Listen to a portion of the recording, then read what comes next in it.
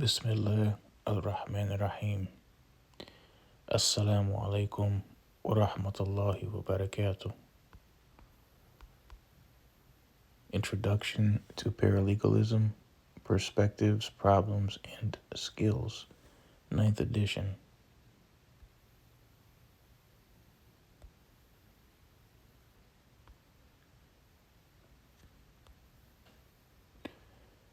Chapter 7, narrated by Omar Mohsen Ibrahim Fouad.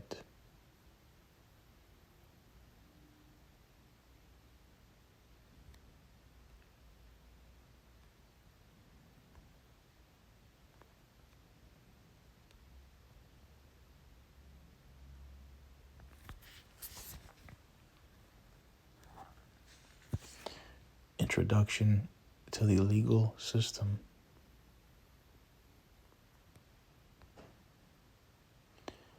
Chapter Introduction. After completing this chapter, you should be able to. Chapter Objectives. 1. List the 3 levels of government and their functions. 2. Define federalism and explain how checks and balances work. 3. Distinguish primary and secondary authority. 4. Understand the effect of the Supremacy Clause. 5. Explain the different meanings of common law and distinguish it from enacted law.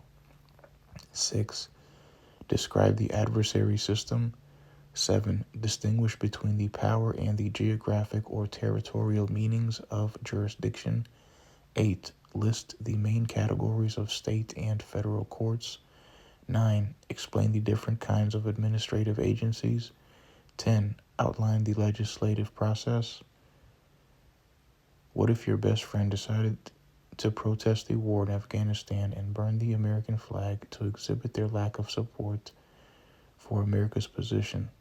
Your friend is interested in desecrating the American flag and comes to your law office to defend her First Amendment rights.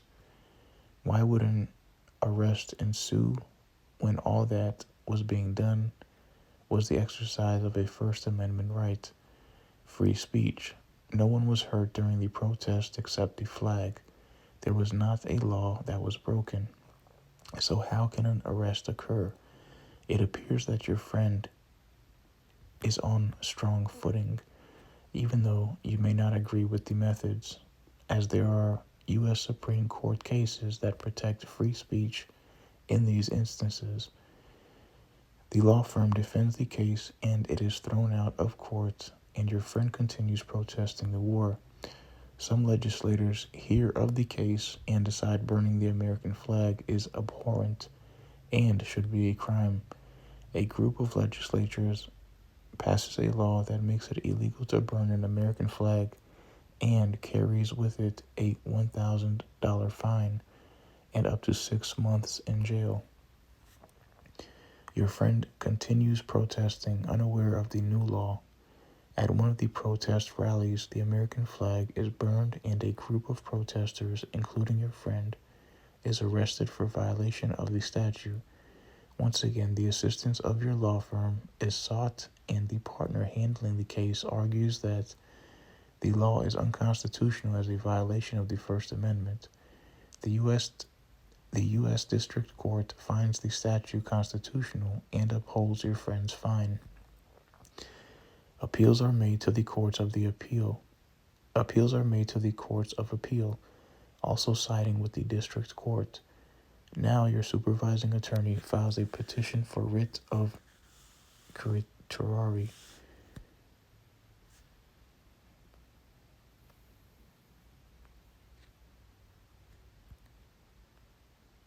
Certiorari.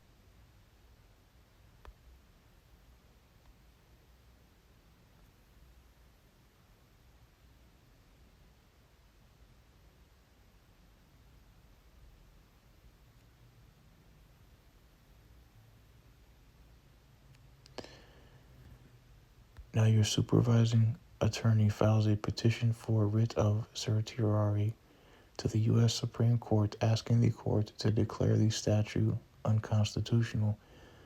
Briefs have been filed and oral arguments are set before the court. Now all must wait and see what happens. Matters involving cases, statutes, and the Constitution are not unusual in the practice of law. Here we see a protester testing the limits of law and the courts in support of freedom of speech. How the case will or should be decided is based, in some respects, on whether the state can show a compelling state interest in passing a law that makes it a crime to burn the American flag, weighed against a person's First Amendment rights. That's what this chapter will examine, the interplay of the three branches of government in the American legal system. 7-1 Our legal system. What are the components of our legal system and what kind of laws do they produce? These are the subjects discussed in this chapter. We begin by examining the levels of government and the branches of government within each level. 7-1A Federalism. Our legal system consists of three levels of government: the federal government, also called the national government, and the U.S. government. The phrases United States and U.S. often mean federal. 50 state governments, plus the District of Columbia, which is often treated like a state. Local governments, called counties, cities, townships, and etc. Our primary focus will be federal and state governments. To a large extent, local governments are dependent on, even though in many respects they are separate from state governments. A division of powers exists between the federal government and state governments. Some powers are limited to one level. Only the federal government, for example, has the power to declare war, whereas only a state government has the power to issue a marriage license or a divorce decree. Some powers are shared among the levels of government. In the area of public assistance, welfare, for example, both the federal government and the state governments have major roles. The term federalism refers to the division of powers between the federal government and state governments. Federalism simply means that we live in a society where some powers are exercised by the federal government, others by the state governments, and still others by both the federal and the state governments. Two concepts should be kept distinct: federal government and federal system of government. The phrase federal government refers to the national government in the national's capital. The phrase federal government refers to the national government in the nation's capital and in its offices throughout the various states. Federal system refers to federalism, the division of powers between the federal government and the state governments. 7-1B Branches of government. Within the federal, state, and local levels of government, there are three branches. The branch that makes or enacts laws, legislative branch. The branch that carries out executes, or administers laws, executive branch, and the branch that interprets laws by resolving disputes that arise under them, judicial branch. Here's an overview of the three levels of government and the three branches that exist at each level. Federal government, legislative branch, Congress, executive branch, president, and federal administrative agencies. See the charts in Appendix B. Judicial branch, U.S. Supreme Court, the courts of appeals, the district courts, and other federal courts. See Exhibits 7-5 and 7-6. State government, legislative branch, state legislatures, executive branch, governor and state administrative agencies, judicial branch, state courts. See Exhibit 7-3. Local government, legislative branch, city council, county council, county commission, and etc. Executive branch, mayor or county commissioner, and local administrative agencies. Judicial branch, local courts. Some local courts, however, are considered part of the state judiciary. 7-1C, checks and balances.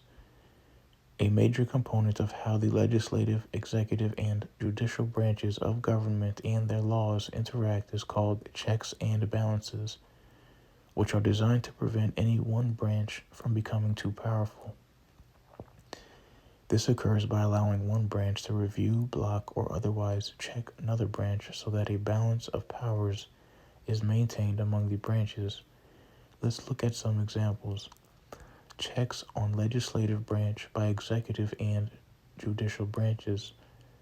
The chief executive must give final approval to a proposed law, called a bill, of the legislature before it can become a statute. The chief executive can veto, i.e., important example, reject the proposed law.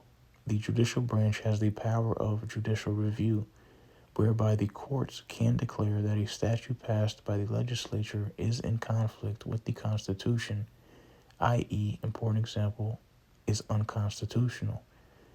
Checks on executive branch by legislative and judicial branches. Although the chief executive can veto a proposed law passed by the legislature has the power to override, i.e., important example, nullify this veto by a 2/3 vote. Courts can use their power of judicial review to declare an executive order or administrative regulation to be unconstitutional. Courts can also decide whether an administrative regulation violates a statute. Checks on the judicial branch by legislative and executive branches. The Constitution may give the legislature the power to create new courts and to define the jurisdiction of the courts. The legislature must approve the budget of the courts. The chief executive may have the power to nominate judges, who must then be confirmed by the legislature. The result of all such checks and counter-checks balances is an allocation of power among the three branches so that no one branch dominates the government. Analyze this. Compare your state constitution's provisions for the three branches of government to the U.S. Constitution. Identify the differences in the language, if any, and place in your portfolio binder. 7-2, Introduction to Law. A law is an authoritative rule written and enforced by one or more government bodies. The three branches of government write categories of law that we call primary authority. Primary authority is a law written by one of the three branches of government. Secondary authority is any non-law that summarizes, describes, or explains the law, but is not the law itself. See Chapter 9 for definitions of the major secondary authorities. 7-2A, Primary Authority. Primary authority is a law written by one of the three branches of government. The most important primary authorities are constitutions, statutes, court opinions, and administrative regulations. These and other categories of primary authority are defined in Exhibit 7-1. Secondary authority is any non-law that summarizes, describes, or explains the law, but is not the law itself. Examples include legal encyclopedias and legal treaties.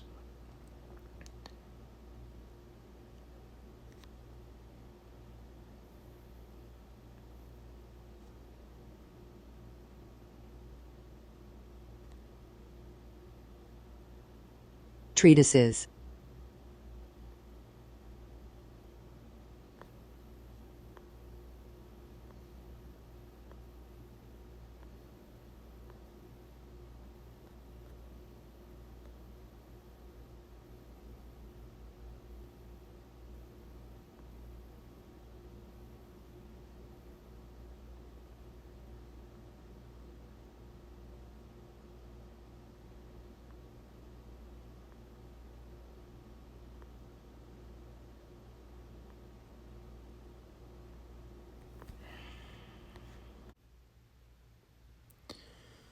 Examples include legal encyclopedias and legal treatises.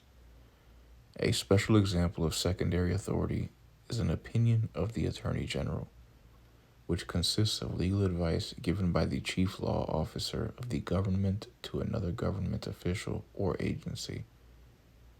These opinions are not primary authority. The categories of secondary law will be covered in Chapter 9. Exhibit 7-1, Categories of Primary Authority.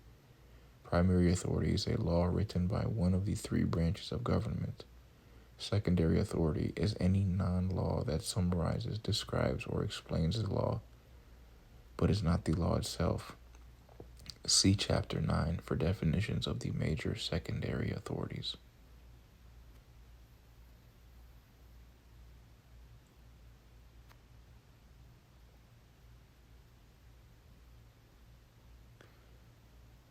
Category of primary authority. 1. Opinion, also called a judicial opinion, case and decision. Definition: a court's written explanation of how it applied the law to the facts to resolve a legal dispute. See the glossary for additional meanings of opinion. Who writes this category of law? Courts, the judiciary. The vast majority of opinions are written by courts of appeal, also called appellate courts. Occasionally, trial courts also write opinions. Example: Miranda v. Arizona, 384 U.S. 436, 1966. This is an opinion of the U.S. Supreme Court on the rights of persons in custody. Comments: administrative agencies also write opinions, more commonly called administrative decisions. See below. The word case has two other meanings. 1. A pending matter on a court calendar, and 2. A client matter handled by a law office. 2. Statute, also called act, statutory law, and legislation. A law passed by the state or federal legislature that declares, commands, or prohibits something.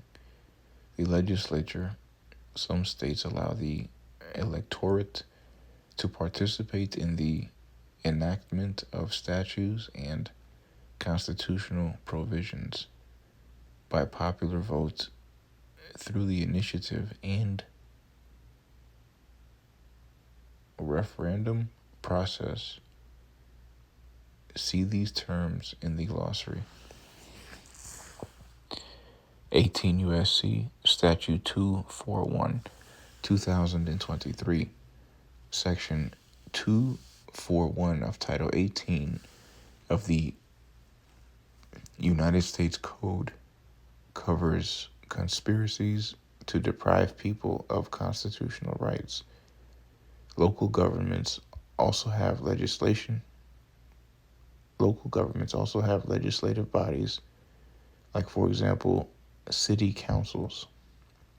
Their laws are called ordinances. See ordinance below.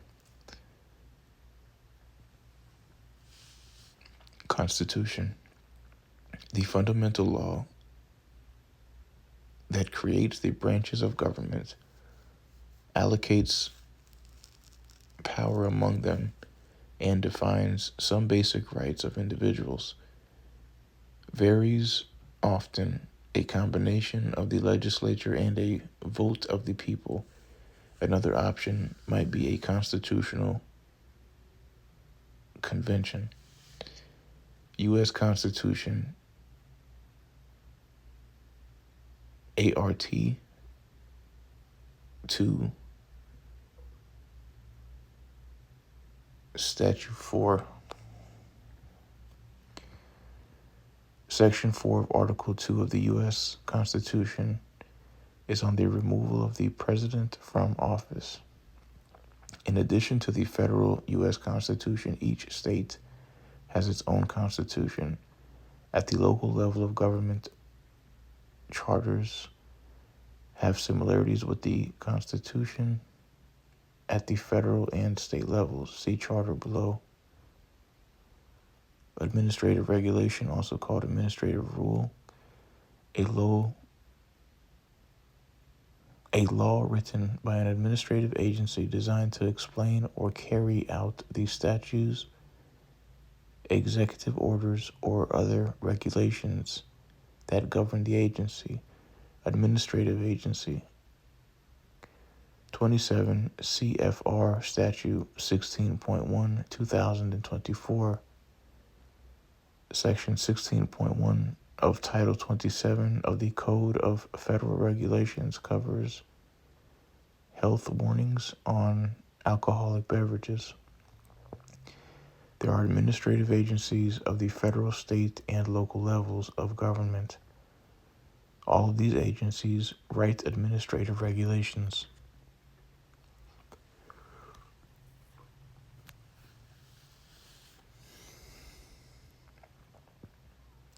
Administrative decision, also called administrative ruling. An administrative agency's resolution of a controversy following a hearing involving the application of the regulations, statutes, or executive orders that govern the agency. Administrative agency. Starbucks Corporation 372 NL R8 number 147 2023. This is an administrative decision of the National Labor Relations Board printed on page 147 of volume 372 of NIRB decisions. Federal agencies frequently write administrative decisions. State and local agencies do so less often. Charter, also called municipal charter. The fundamental law of a municipality or other local unit of government authorizing it to perform designated governmental functions varies. The state legislature often writes charter provisions for cities. The local government itself may be able to create and change the charter. New York City Charter Statute 394, 1989, Section 394 is in the New York City Charter. At the local level of government, charters.com be the equivalent. At the local level of government, charters can be the equivalent of the Constitution at the federal and state levels. Ordinance. A law passed by the local legislature, like for example city council, that declares, commands, or prohibits something. The local legislature, like for example city council, county commission. Cincinnati, Ohio Municipal Code, Statute 305-10. Section 305-10 is in the Municipal Code of Cincinnati. At the local level of government, ordinances are the equivalent of statutes of the federal and state levels. Court rule, also called rules of court, rules of procedure, and procedural rules.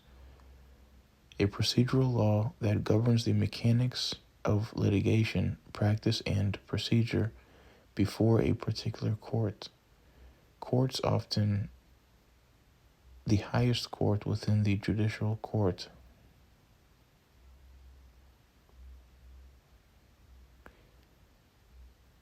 Courts often the highest court within the judicial system. MORCIV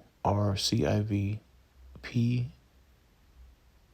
5601B, Rule 56 01B is part of the Missouri Supreme Court Rules of Civil Procedure. Administrative agencies that conduct hearings also have rules.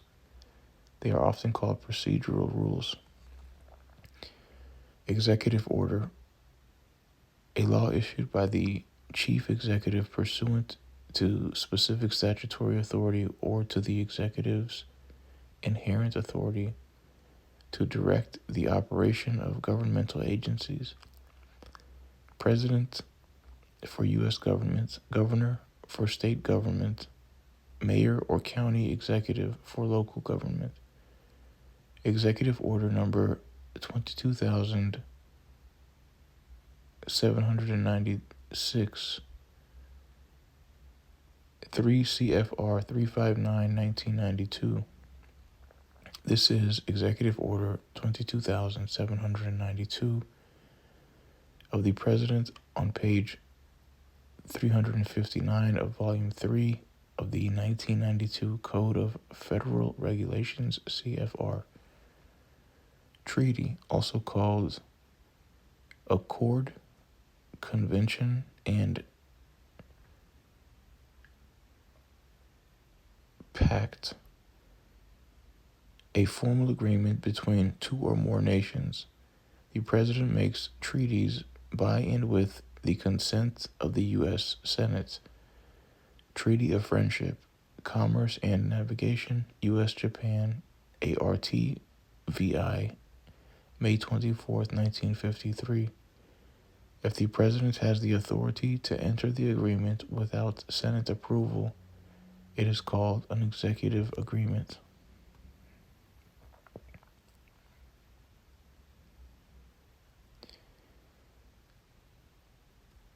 Law offices solve legal problems of clients by applying the different kinds of law outlined in Exhibit 7-1 to the facts presented by client cases.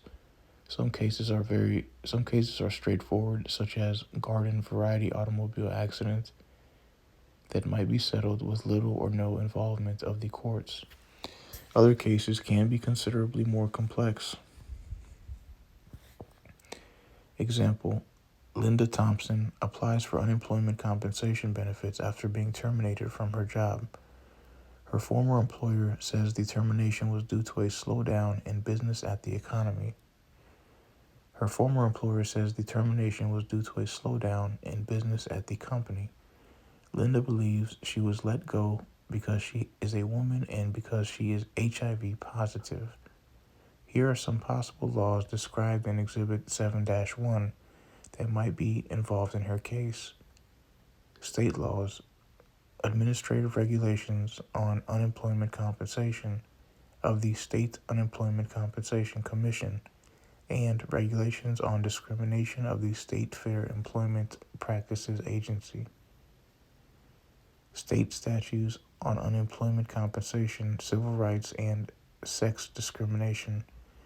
State statutes and court rules on evidence and civil procedure if the case is heard in a state court. The equal protection provisions of the state constitution prohibiting sex discrimination. State court opinions on unemployment compensation, civil rights, sex discrimination, evidence, and civil procedure. Federal laws, administrative regulations on sex discrimination of the U.S. Equal Employment Opportunity Commission, EEOC. Federal statutes on civil rights, sex discrimination, and disability discrimination. Federal statutes and court rules on evidence and civil procedure if the case is filed in federal court. The Equal Protection Clause of the 14th Amendment of the U.S. Constitution, opinions of federal courts on civil rights, discrimination, evidence, and civil procedure. These are the kinds of laws that might apply to Linda's case. Note that different levels of branches of government that could be involved. To be able to assist attorneys representing clients such as Linda, paralegals need a keen understanding of how these laws interact in our legal system. 7-2, Constitutional Law. Constitution Law. The Constitution is the fundamental law that creates the branches of government, allocates power among them, and defines some basic rights of individuals. See Exhibit 7-1. The phrase constitutional law refers to the provisions of the Constitution itself and to the court opinions that interpret and apply those provisions. U.S. Constitution. For the federal government, the Constitution is the U.S. Constitution. The basic powers of the federal government are contained in articles. Here are the beginnings of the first three articles. Article 1. Legislative power. All legislative powers herein granted shall be vested in a Congress of the United States, which shall consist of Senate and House representatives. Article 2. Executive power. The executive power shall be vested in a President of the United States of America. Article 3. Judicial power. The judicial power of the United States shall be vested in one Supreme Court, and in such inferior courts as the Congress may from time to time ordain and establish. The first 10 commandments of the United States Constitution contain the Bill of Rights. Here are examples of what the amendments cover. First Amendment. No government establishment of religion, free exercise of religion, freedom of speech, freedom of the press, right to assemble peaceably, right to petition the government for a redress of grievances. Second Amendment. Right of the people to keep and bear arms. Third Amendment. Restrictions on when troops can be lodged, quartered in houses. Fourth Amendment. Protection against unreasonable searches and seizures. Fifth Amendment. Right to a grand jury and due process of law. Prohibitions against double jeopardy, self-incrimination, and the taking of private property for purposes without just compensation. Sixth Amendment.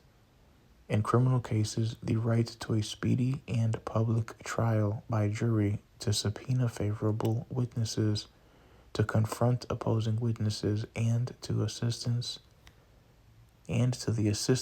of defense counsel. Seventh Amendment. In civil cases, the right to trial by jury in designated cases. Eighth Amendment. Prohibitions against excessive bail, excessive fines, or cruel and unusual punishment. Ninth Amendment.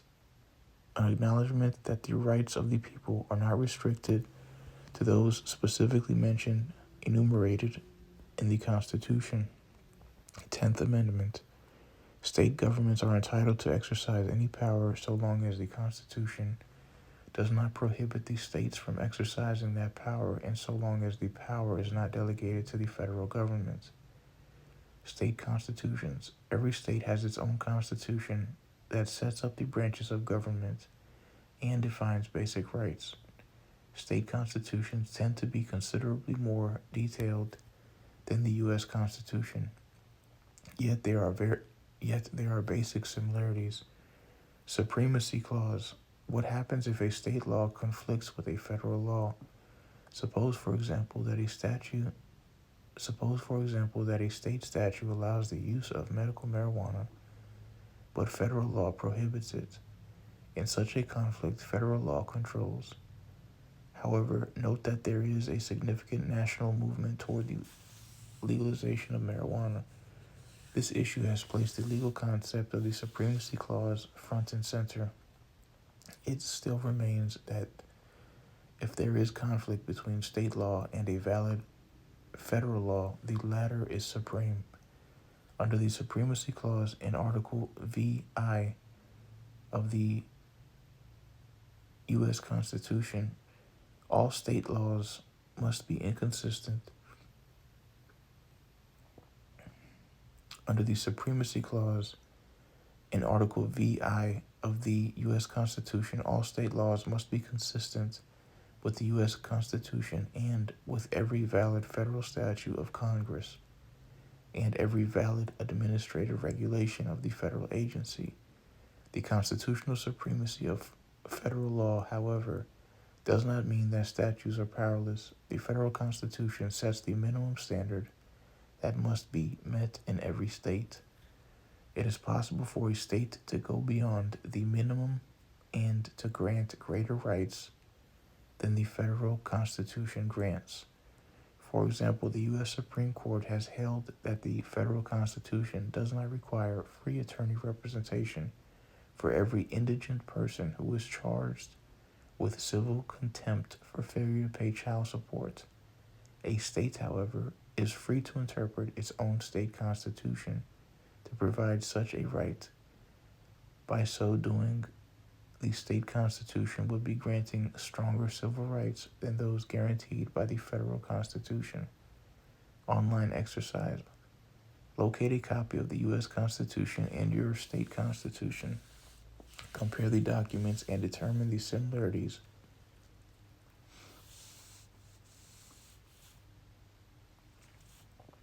and differences of the rights provided in each.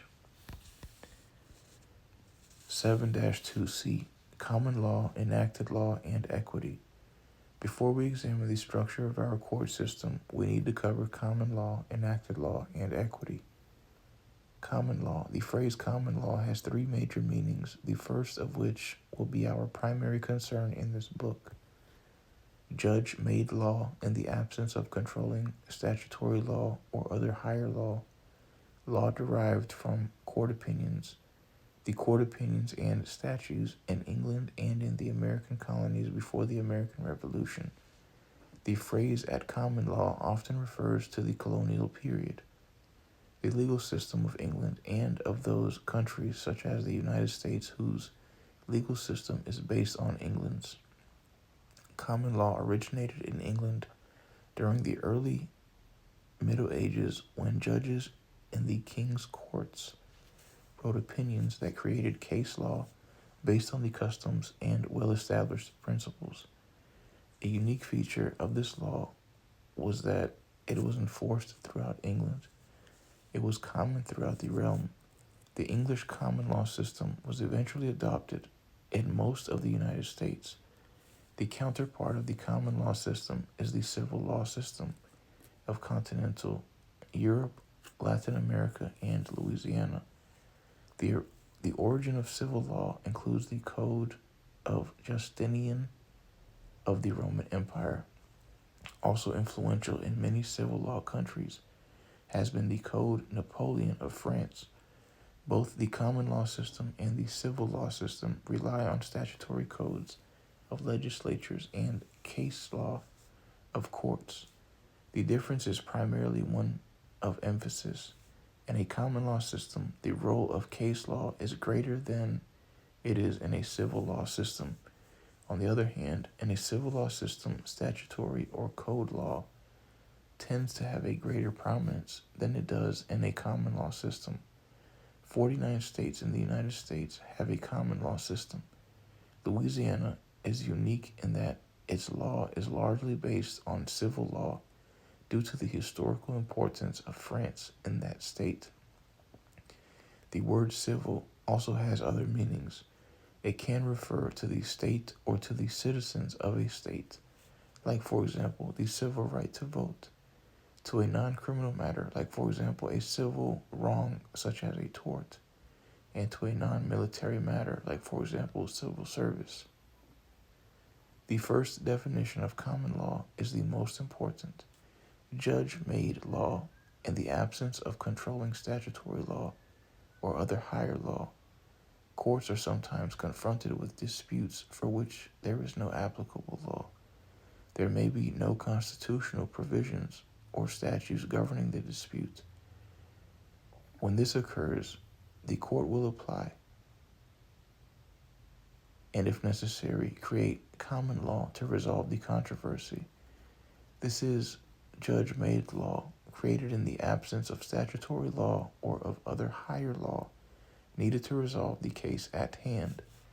In creating the common law, the court relies primarily on the unwritten customs and values of the community from time immemorial. Very often, these customs and values are described and enforced in older opinions that are heavily cited by modern courts in the continuing process of developing the common law. The common law grows slowly, case by case. Radical changes are not encouraged and therefore are relatively rare. Once a court decides a case, it becomes a potential precedent that can be helpful as a standard or guide for the resolution of similar cases that arise in the future. Under the doctrine of stare decisis, a court will decide similar cases in the same way, i.e., important example, it will follow available precedents. Unless there is a good reason for the court to do otherwise, courts are most comfortable when they can demonstrate that their decisions are rooted in precedent. Knowing this, attorneys and paralegals study precedents in order to try to predict how a court might resolve a current case. Suppose, for example, that a law office is representing Phil Kelly, who is a defendant in a civil battery case. Battery is both a crime and a civil wrong. Phil is being sued for the latter, where the cause of action is battery. Kelly took a baseball bat and forcefully hit the handlebars of a bicycle on which the plaintiff was riding at the time. That bat did not touch the plaintiff's body. This case raises the question of whether you can batter someone without making contact with their body. One of these steps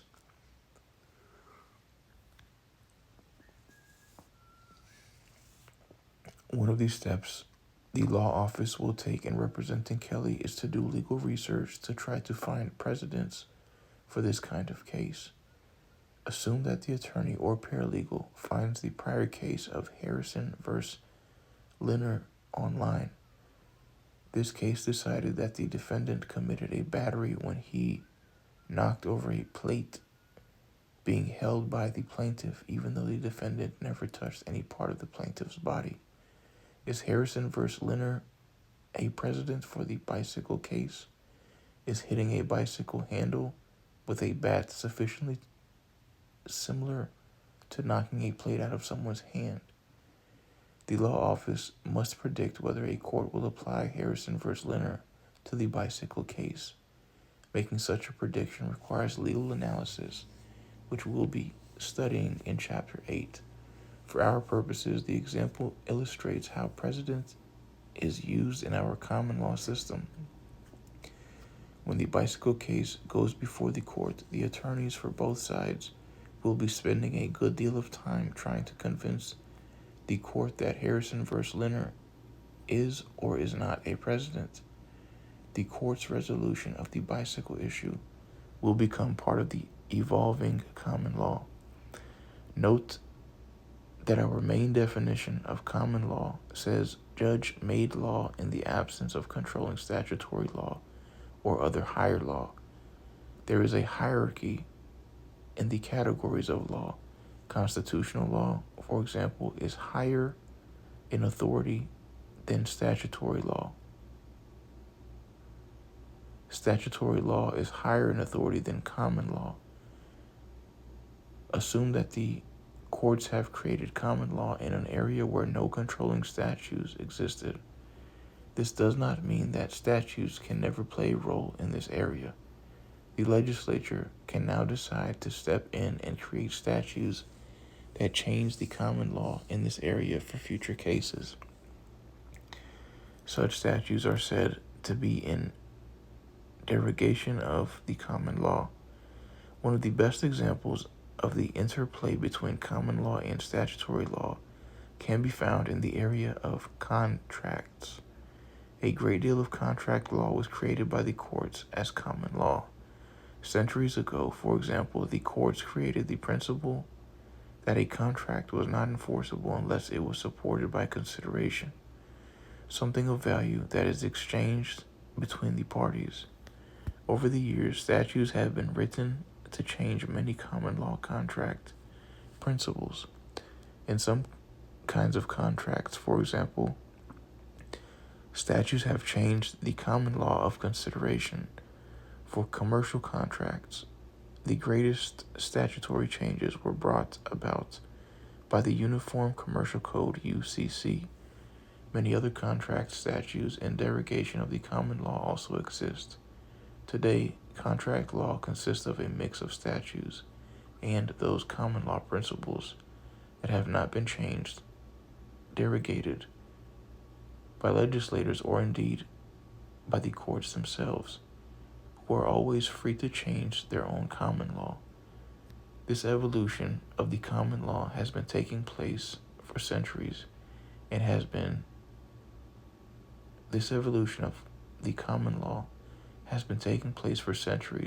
given us what commentators call the seamless web of the common law, enacted law. We need to compare common law with the broader category of law called enacted law. As we have seen, a major characteristic of common law is that it is created by the courts, which means that common law is by product of litigation. Common law is created within litigation. Enacted law is any law that is not created within litigation. Enacted laws include constitutions, statutes, administrative regulations, and ordinances. See Exhibit 7-1. The verb enact means to pass or adopt a rule after someone has proposed it. The noun is enactment, which refers to the result of the process, like, for example, a statute, or to the process of creating the law. The proposal for an enacted law is often debated by a deliberative body, such as a legislature or city council, commented on by the public and by experts, amended and eventually voted up or down. Most enacted laws are intended to cover broad categories of people or entities, like, for example, taxpayers, motorists, or businesses. With few exceptions, the reach of an enacted law is perspective.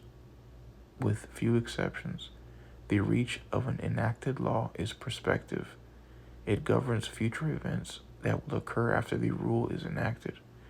A statute, for example, might provide that after a certain date, all motorcycle riders in the state must wear helmets. Most court opinions are significantly different.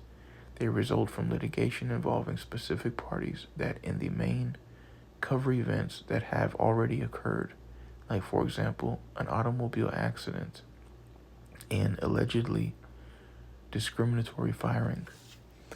Law and equity.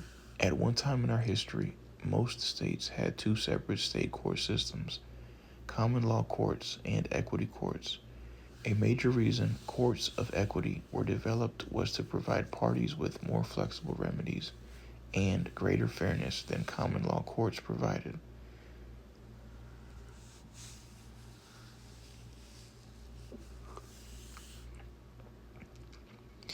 In a common law court, for example, a victim of a breach contract would be limited to recovering a money judgment, like, for example, damages, from the wrongdoer. In some cases, this remedy was inadequate and, in fact, was referred to as an inadequate remedy at law. Suppose, for example, that Tom breaches his contract to sell Mary a painting that Mary's uncle painted before she was born. In a common law court, she would be limited to winning damages from Tom. In a court of equity, however, she might be able to obtain the equitable remedy of specific performance, which would direct Tom to perform the contract as promised and turn over the painting to her. If Tom tried to sell the painting overseas, Mary could seek an injunction that orders him not to remove the painting. An injunction is another equitable remedy that she could not obtain in a common law court. She would undoubtedly consider such remedies to be fairer than a mere award of damages. Most states today no longer have separate common law and equity courts. Parties can request the application of equitable principles in any court. There has been a merger of law and equity, meaning that the same court can apply legal and equitable principles. See Exhibit 7-2.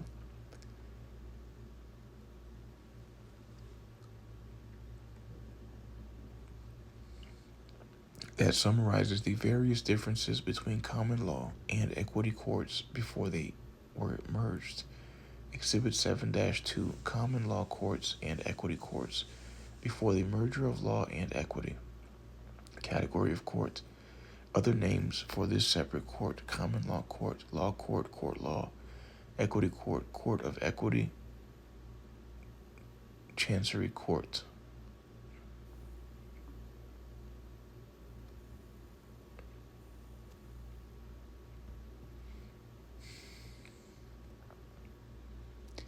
Analyze this. During World War II, Ella's family had a number of paintings stolen by the Nazis.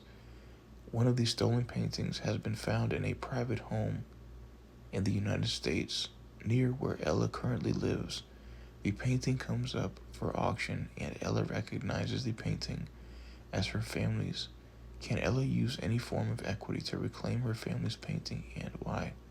See the movie The Lady in Gold, which addresses some of these types of issues. 7-2D, International Law. International law consists of the legal principles and laws that govern relations between nations. A major source of international law is a treaty, which is a formal agreement between two or more nations. Treaties require approval by the U.S. Senate. If the president enters an agreement with a national that does not require Senate approval, the agreement is called an executive agreement. See 7-1. See Exhibit 7-1. 7-3, Judicial Branch. There are 50 state court systems and one main federal court system. In addition, the District of Columbia and territories have their own court systems. Within each court system, there are two main kinds of courts: constitutional courts, those that derive its jurisdiction from a provision of the Constitution, and legislative courts, those created by the legislature. In most constitutions, the main constitutional court is the highest court in the judicial system. For the federal government, the highest court is the U.S. Supreme Court. For the federal court, the highest court is the U.S. Supreme Court. 7-3A, Adversary System.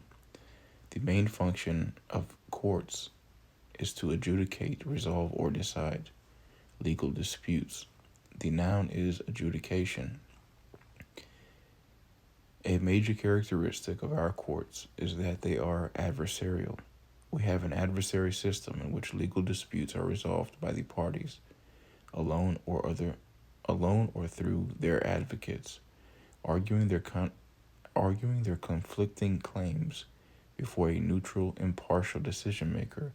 This approach is based on the theory that justice and truth have a greater chance of being achieved when the parties to a controversy appear before a neutral judge to present their conflicting positions. We don't expect the judge to control the case by calling witnesses or by extensively questioning them. We leave these functions, by and large, to the parties and their representatives. Ideally, the parties in an adversary system have an equal opportunity to present their cases. Unfortunately, the system is often criticized for failing to live up to this deal. In many disputes between a citizen and a corporation, for example, the citizen cannot afford the kind of representation available to the corporation. Not all countries use an adversary system.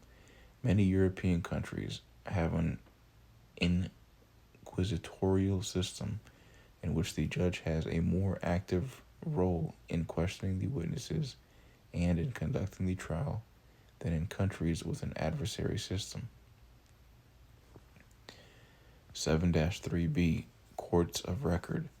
Most of our major state and federal trial courts produce a record of what occurred during the trial. A record is the official collection of all the trial pleadings, exhibits, orders, and word-for-word testimony given during the trial. If the decision of the court is appealed, the appellate court examines this record to determine if errors were made.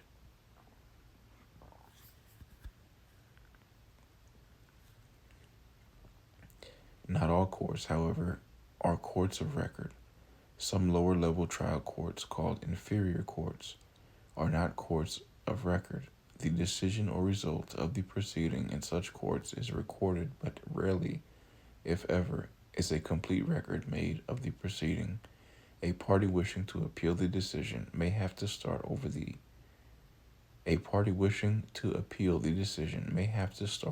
in the next level of court.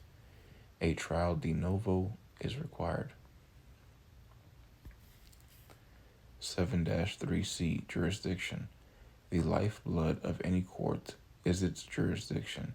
At the broadest level, jurisdiction has two main meanings. First, and most importantly, it refers to the power of a court to resolve a legal dispute. When, for example, we say, the court has jurisdiction over labor strikes, we are referring to a court's power to resolve legal issues involving labor strikes. Second, it refers to the geographic area over which a particular court has authority. The latter is called the court's territorial jurisdiction. When, for example, a New York State court says, "This is the first time that the question has been raised in this jurisdiction," it is referring to a place or territory. The state of New York, our primary concern in this section, will be the power definition of jurisdiction. As we will see, there are several subdivisions of this power. The power jurisdiction of a court can be divided into 1. Jurisdiction over parties or property, and 2. Jurisdiction over subject matter.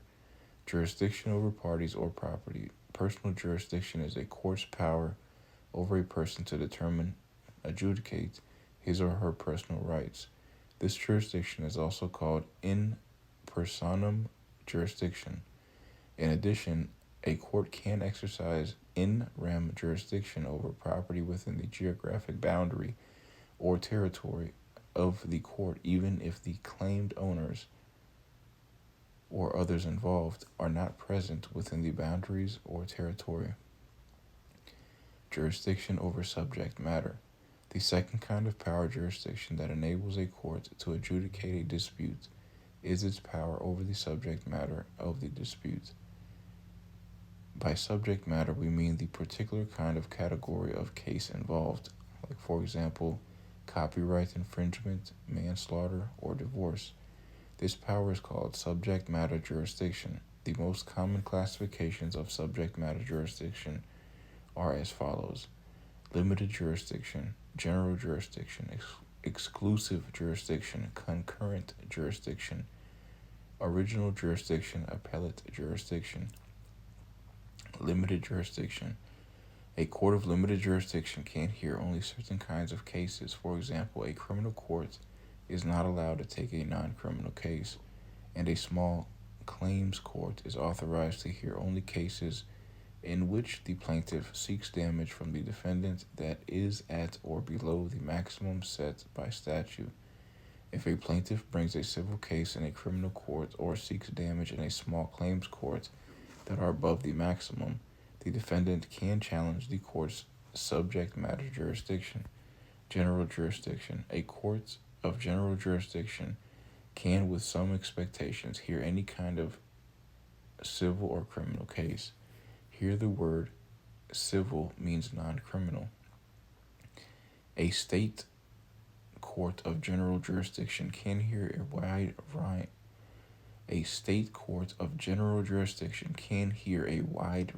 of cases that raise state questions, i.e., important example, questions arising from or based on the state constitution, state statutes, state regulations, state common law, or other state laws.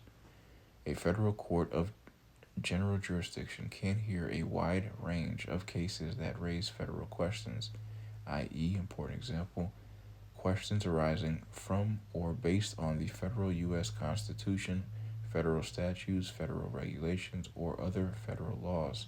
In this context, the word federal means United States. The main federal courts of general jurisdiction is the U.S. District Court. Exclusive jurisdiction. A court of exclusive jurisdiction is the only court that can handle a certain kind of case. For example, a juvenile court may have exclusive jurisdiction over all cases involving children under a designated age who are charged with acts of delinquency. If this kind of case is brought in another court, there could be a challenge on the ground that the court lacked subject matter jurisdiction over the case. Concurrent jurisdiction. Sometimes two different types of courts have jurisdiction over a case. The case could be brought in either court. Both courts are said to have concurrent jurisdiction over the case. For example, a family court and a county court may have jurisdiction to enforce a child support order. Original jurisdiction. A court of original jurisdiction is one with the power to be the first to hear a case before it is reviewed by another type of court. The most common kind of court with original jurisdiction is a trial court, also called a court of first instance. See the summary of jurisdiction in Exhibit 7-3. Exhibit 7-3, Summary of Jurisdiction.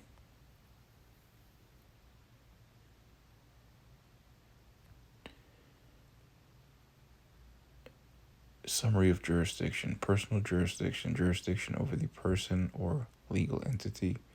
Subject matter jurisdiction. Specific topic or type of jurisdiction. Civil, criminal, appellate. In rem jurisdiction. Jurisdiction over property. General jurisdiction. Power to hear types of cases. Original jurisdiction. Power to hear a case, decide it, and render a judgment. Limited jurisdiction, specialized jurisdiction to hear only specific cases. Concurrent jurisdiction, power of two courts to hear the same type of case. Appellate jurisdiction. A court with appellate jurisdiction has the power to review A court with appellate jurisdiction has the power to review and correct the decisions of a lower tribunal, like, for example, a lower court or an administrative agency, to determine whether the lower tribunal committed an error of law. For example, at the federal level, the U.S. Supreme Court has appellate jurisdiction to review a decision of a court of appeals. Similarly, at the state level, the New York Court of Appeals has appellate jurisdiction to review a decision of a lower New York State court. The examination of what the lower tribunal has done is called a review. Sometimes a party who is dissatisfied with a lower court ruling can appeal as a matter of right to the appellate court. The court must hear the appeal. In other kinds of cases, the appellate court has direction on whether it will hear the appeal. Such appeals are called discretionary appeals. If the appellate court uses its discretion to hear the appeal, the court issues a writ of certiorari, abbreviated CERT. This is a writ that orders the lower court to certify the record of the lower court proceeding and send it up to the appellate court for review. If the appellate court uses its discretion to refuse to hear the appeal, the lower court's decision is final. Not all appellate courts use the language of certiorari. In some courts, for example, discretionary reviews are activated by a writ of review or certification for appeal. Quick tip: attorneys will refer a matter that has been appealed on a writ of certiorari simply as applying for CERT. It's important to know the shorthand legal jargon. 7-3D, State Courts.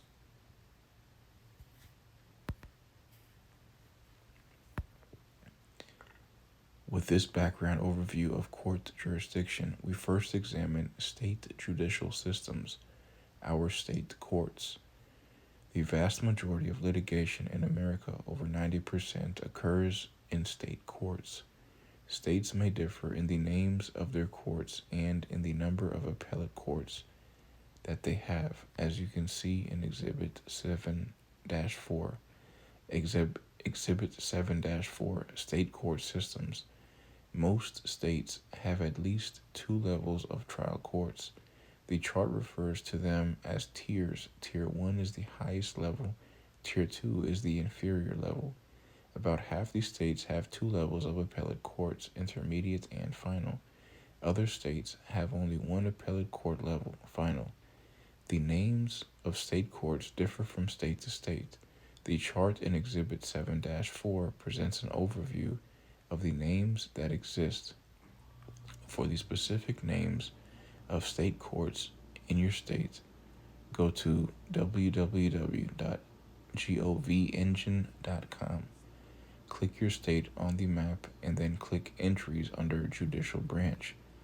Google, Bing, or Yahoo, type AA Court System, substituting the abbreviation of your state for AA, like for example CA Court System. www.ncsc.org, type state court websites in the search box and then click your state.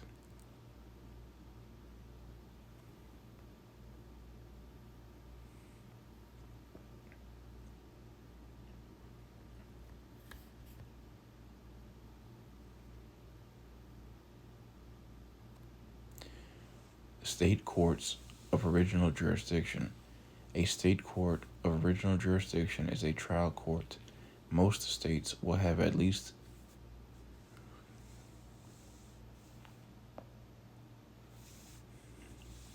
two levels or tiers of trial courts.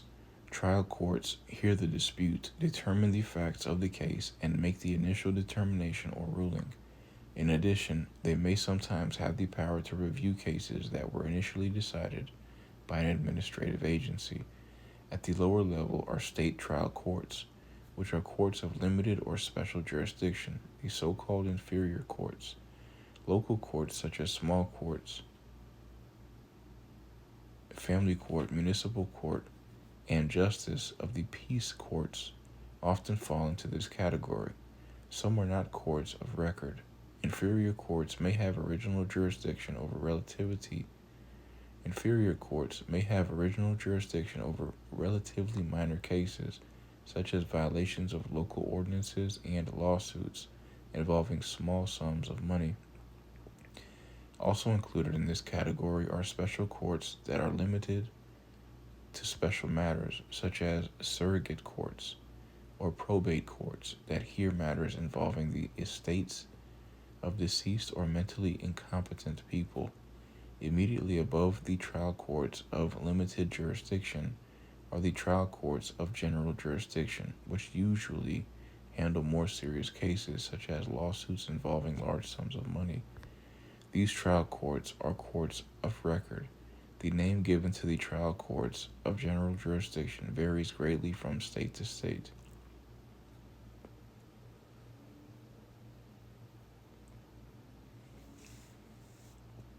They are known as superior courts, circuit courts, district courts, or courts of common pleas.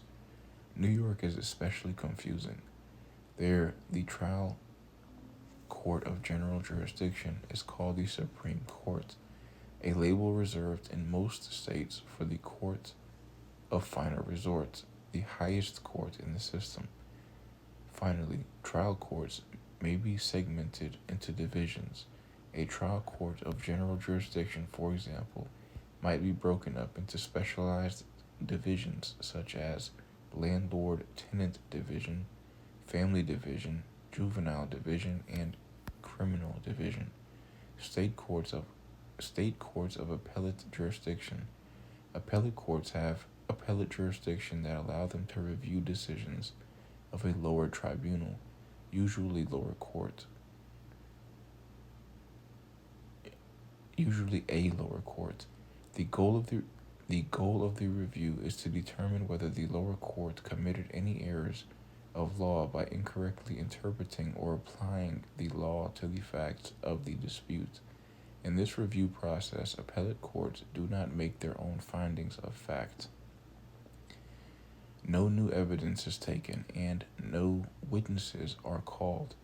The court limits itself to an analysis of the trial court record to determine if that lower court made any errors of law. Attorneys submit appellate briefs containing their arguments on the correctness or incorrectness of what the lower court did. An appellate court often consists of an odd number, like for example 5, 7, 9, 11, or 15, of judges, sometimes called justices. This helps avoid tie votes. Some of the courts hear cases in smaller groups of judges, usually 3. These groups are called panels. Once a panel renders its decision, the parties have the right to petition for an en banc review by the same court. If granted, all or most of the judges on the court will review the case. Many states have only one level of appellate court to which trial court judgments are appealed. About half these states have 2 levels of appellate courts. The first level is the intermediate appellate court, sometimes called the Court of Middle Appeals. The decision of this court can in turn be reviewed by the Court of Final Appeals. The latter court, often known as the Supreme Court, is the court of final resort. About half these states do not have intermediate appellate courts. Appeals from trial courts in such states go directly to the court of final resort. Online exercise. Search to determine your state court system. Find out whether you have a 2-tiered or 3-tiered appellate system. Identify your state, county, or municipality court system. Either locate a copy or diagram of your court system and place in your portfolio binder. 7-3E, Federal Courts. The federal court system, like the state systems, consists of 2 basic kinds of courts: courts of original jurisdiction, trial courts, and courts of appellate jurisdiction, appellate courts. See Exhibit 7-5. All federal courts listed in this exhibit are courts of record. Exhibit 7-5, Federal Court System.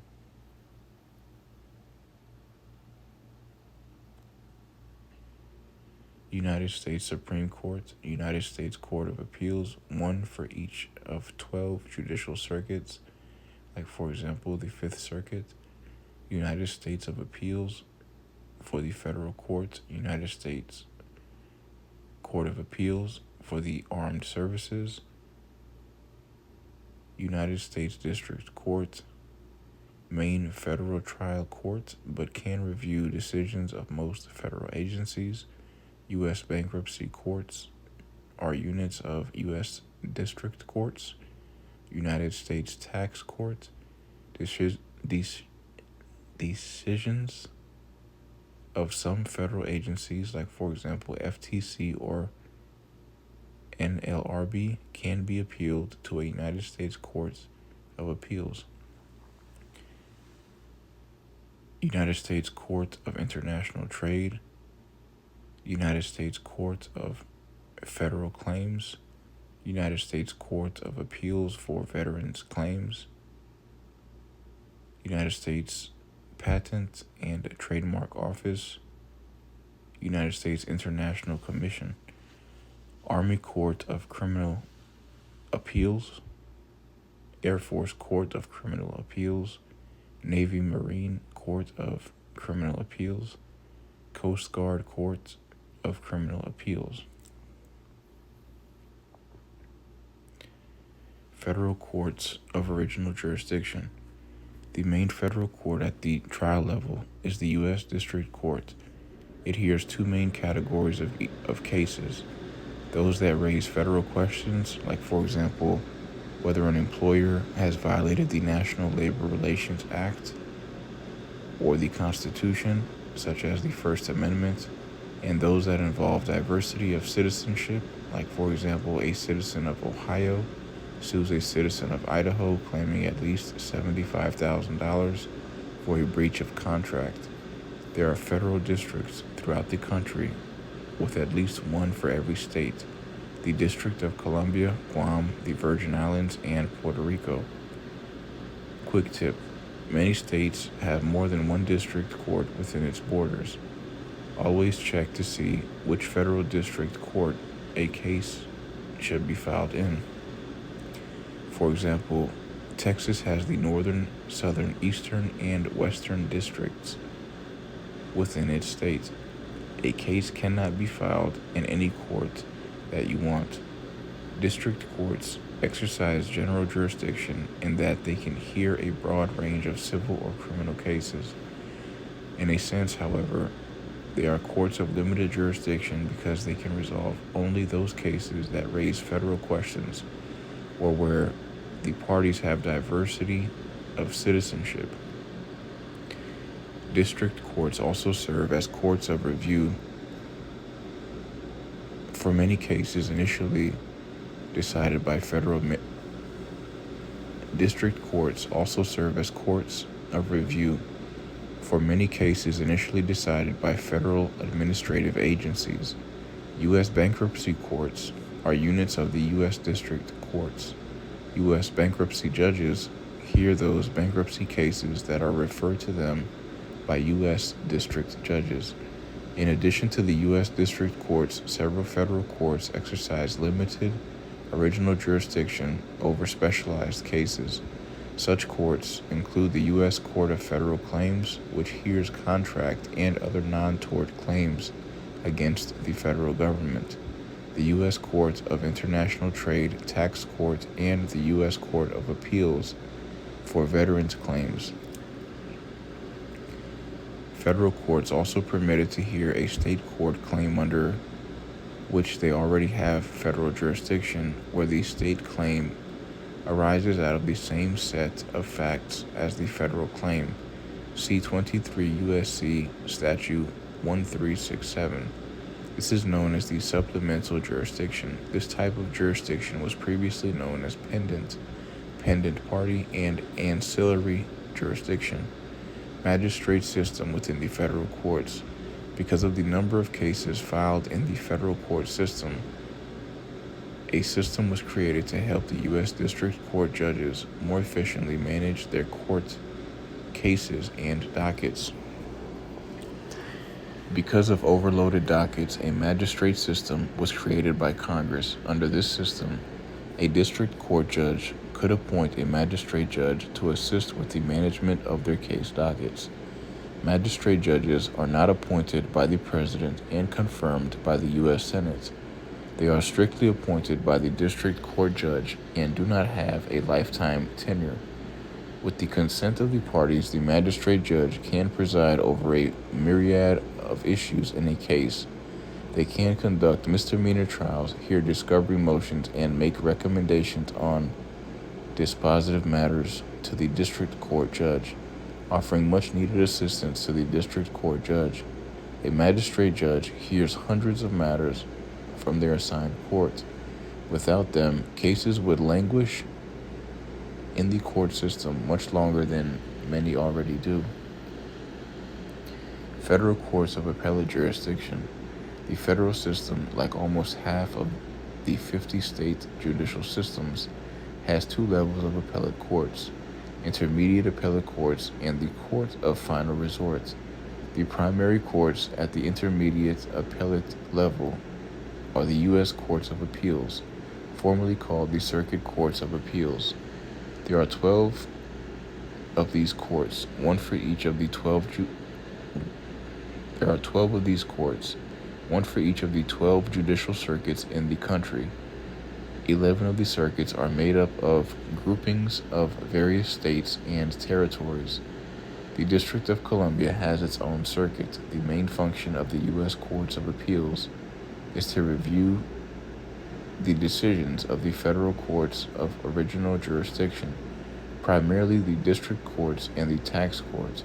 In addition, decisions of certain federal agencies, like for example the Federal Trade Commission, FTC, and the National Labor Relations Board, NLRB, are reviewed directly by a court of appeals without first going to a U.S. district court. Social media and judicial ethics. It seems like everyone is on social media, whether it's Facebook, X, or Instagram. Most of us feel lost without it or feel compelled to use it.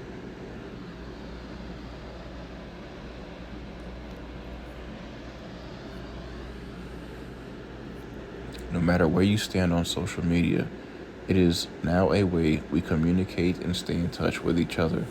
But there is a group of individuals who use of social media often raises eyebrows. But there is a group of individuals whose use of social media often raises eyebrows. Our judges. Judges are often revered and should be beyond reproach. They must present themselves as unbiased, neutral decision makers. Should judges be able to participate in social media, and should there be limitations? The answer to both questions is yes. With the first question, a qualified yes. Many judges have faced disciplinary action for violating the code of judicial conduct because of their social media activity. Activities that have raised concerns range from a direct comment to a post giving an opinion about a topic, from something as simple as clicking a heart icon in response to a post. Innocuous enough, it would seem, but problematic nonetheless.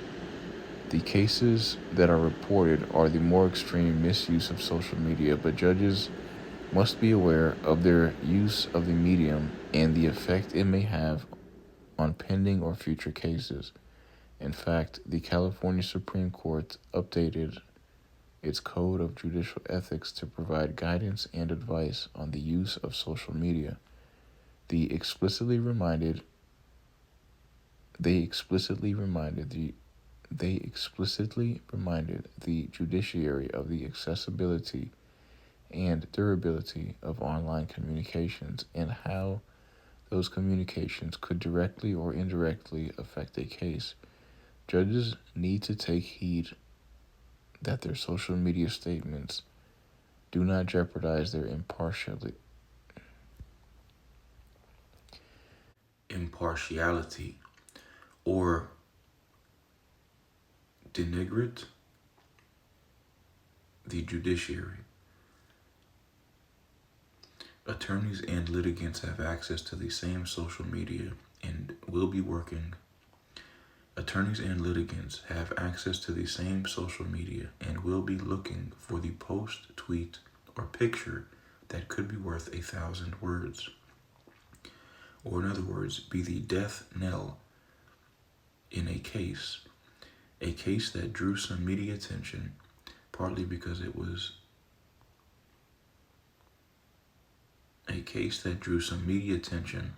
partially because it made its way to the U.S. Supreme Court, where cert was denied, was United States v. Sierra Pacific Industries Incorporated, 862 F 3D 1157, 9th CIR 2017. Here a judge tweeted a link to a news report that stated, Sierra Pacific still liable for Moonlight fire damages. The case happened to be in the judge's court, and who made the tweet. Sierra Pacific had settled a lawsuit with the federal government, which it wanted to set aside. The judge denied the motion. Sierra Pacific argued that the judge was biased because of his tweet and that he should recuse excuse himself from hearing further matters on the case. Sierra Pacific argued that the tweet violated canons of judicial ethics. After the trial court judge denied the request for the recusal, Sierra Pacific appealed that issue and others to the Ninth Circuit Court of Appeals. Although the Ninth Circuit did not find recusal appropriate, it did send a warning. This case is a cautionary tale about the possible pitfalls of judges engaging in social media activity relating to pending cases, and we reiterate the importance of maintaining the appearance of propriety both on and off the bench. Judges need to be particularly careful when using social media, and as paralegals, you will become acutely aware of the practices, both inside and outside the courtroom, and how those practices may affect one of your cases. There is a specialized court of appeals called the U.S. Court of Appeals for the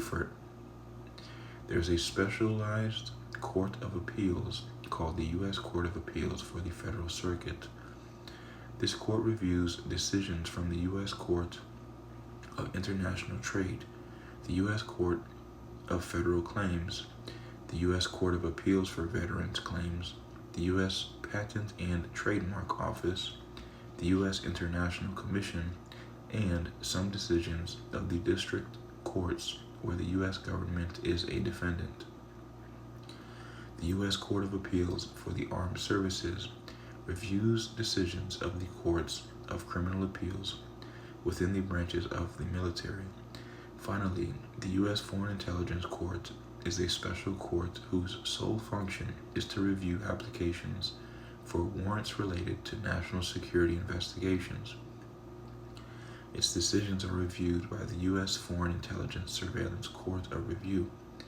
The Federal Court of Final Resort is, of course, the U.S. Supreme Court, which provides the final review of the decisions of all federal courts and agencies.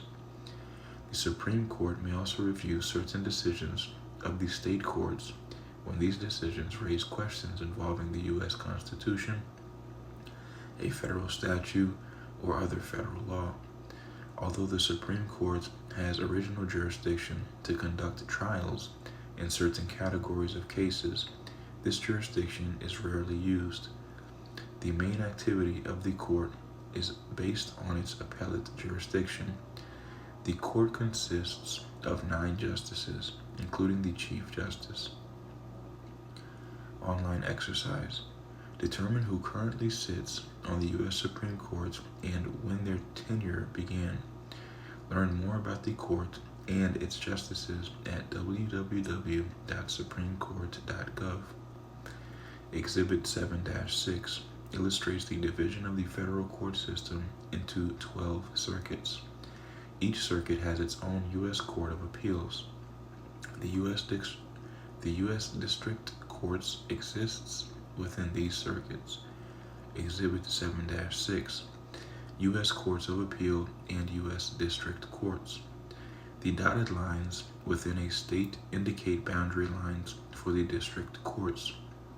If no dotted lines exist in a state, the district covers the entire state.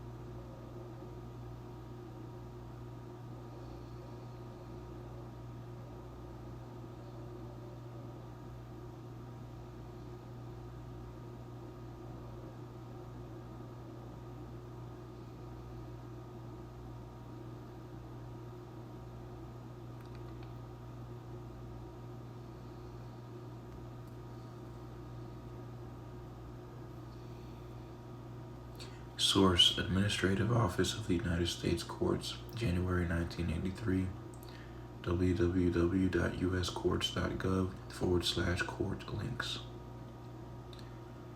Let's assess the facts at the beginning of the chapter and how they relate to the different branches of government. We first had our protester arrested because of burning the American flag, with our court finding that was an expression of freedom of speech under the First Amendment. Then we saw a legislature pass a law that made it a crime to burn the American flag, and now our protester is arrested for violation of statute, not simply exercising First Amendment rights. The courts appear to favor the enforcement of the statute.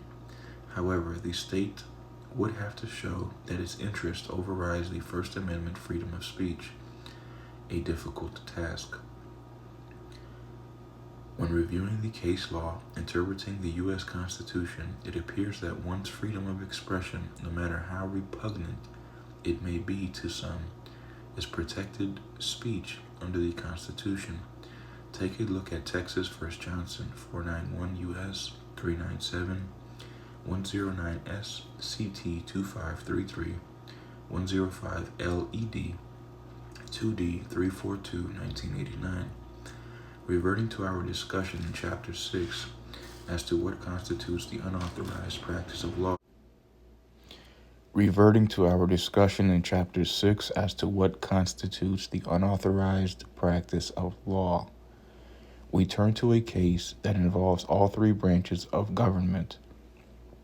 In Turner v. Kentucky Bar Association 980 Southwest 2D 560 KEN 1998,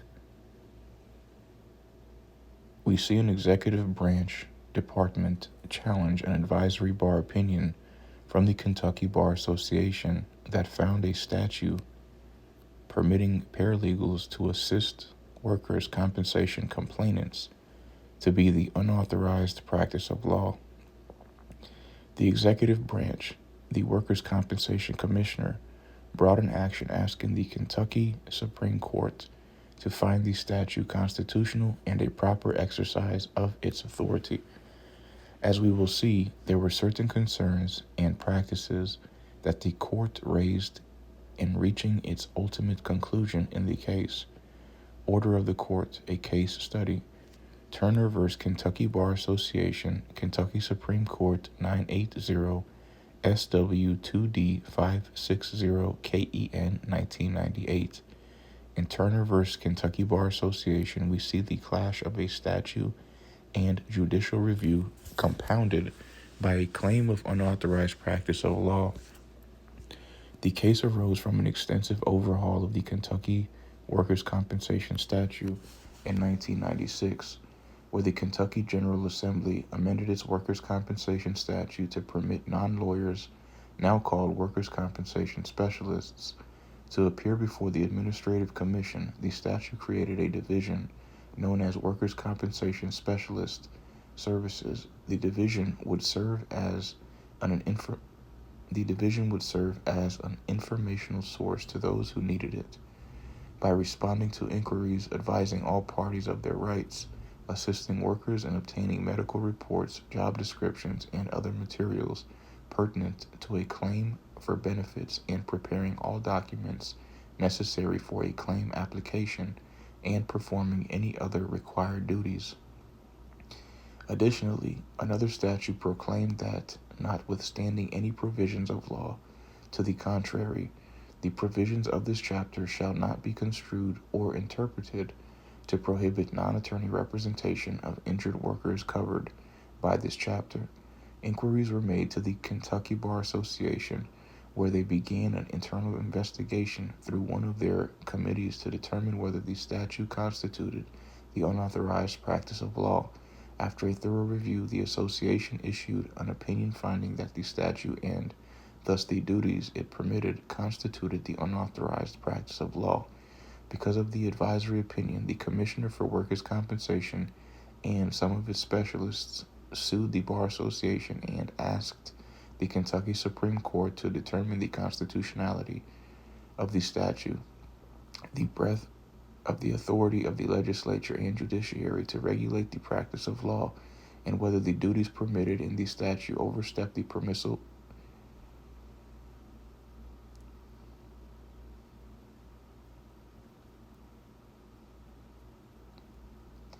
the breadth of the authority of the legislature and judiciary the breadth of the authority of the legislature and judiciary to regulate the practice of law, and whether the duties permitted in the statute overstep the permissible bounds of practice by non-attorneys. The Kentucky Supreme Court, in reviewing its case, precedent found that the legislature permitted non-attorneys in the Workers' Compensation Department to act as legal representatives, usurping the purview of attorney practice. Continuing its analysis, the court stated that nobody had authority to regulate non-attorneys and their conduct as the Supreme Court does regarding the practice of law by attorneys. Essentially, the practice by the non-attorney workers' compensation specialists was going unchecked. The court found the statute unconstitutional. The court then reviewed the job duties of the workers' compensation specialist and how a case is brought into the department, the tasks performed, and attorney oversight contrary to the state bar's conclusion. The court found that the tasks and duties performed by the specialists were consistent with paralegal tasks, since they were subject to attorney review, where the court did agree with the state bar was in the representation and appearance before a tribunal. In that regard, the court concluded that it was the unauthorized practice of law and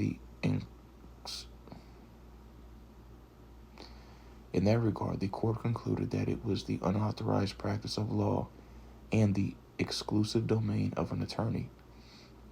Discussion questions. Examine Turner v. Kentucky Bar Association. What two constitutional doctrines did the court use in determining the constitutionality of the Kentucky statute? What did the court rely upon to conclude that the statute was unconstitutional? Why were the specialists permitted to continue their representation of workers' compensation complainants? What could the legislature have done to pass constitutional muster in this case? How were all the branches of government represented in this case, and what was their role? Online exercise.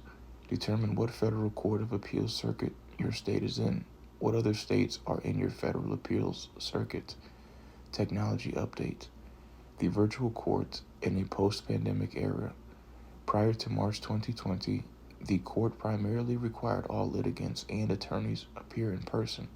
Then the COVID-19 pandemic paralyzed much of the world, creating lockdowns and limited social and personal interaction. The courts had to react quickly and efficiently to address the constitutional rights of litigants when physical buildings were shut down, and most of us were not permitted to leave our homes, except for limited circumstances, to address the COVID-19 lockdowns.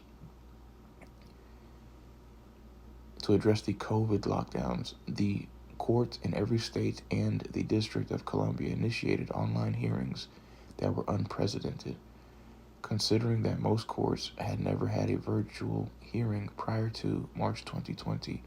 Zoom, Teams, and Google Meetings became the order of the day to protect the rights of litigants during the pandemic. What we constantly heard from the court and its participants was, "I can't hear you. You are muted. Unmute yourself." We also saw many stumble through the sharing and posting of documents required to admit into evidence or considered in a hearing. Learning curves availed with those early FOSS pass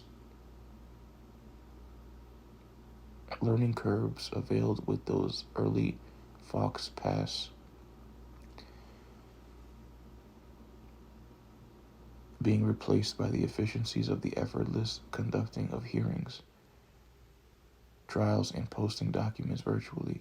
To not overstate the impact of remote technology, many states conducted hundreds of thousands of videos hearing during the years of the pandemic, when prior to the pandemic most courts conducted almost no virtual hearings. That was not the only change that the pandemic brought to light. Courts expanded their e-filing capabilities to individuals as well as adjusted notarization policies for documents. We all adapted and functioned within the virtual world, but access to the judicial system was not without its problems. Accessibility issues became more pronounced when those with limited internet access or no access could not readily access the court system. The system revealed its imperfections and, in some instances, its biases. Those who could afford lawyers had continued representation and access to the court system, whereas those without lawyers or those that could not afford lawyers suffered significant disadvantages. What the pandemic showed us was that virtual technology was a workable tool in conducting court business. The courts, however, now have to respond to barriers that technology creates for those without the technology, those faced with language barriers, disabilities, and any other impediment to the legal system. This is a tall order, but one that must be overcome as access and use of technology in the legal system is here to stay and must be refined in order to make it more open, equitable, and efficient for those who use it. 7-4 Executive Branch.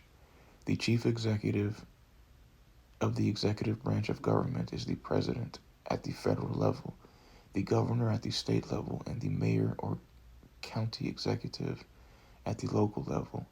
Most of the work of the executive branch of government is performed by administrative agencies.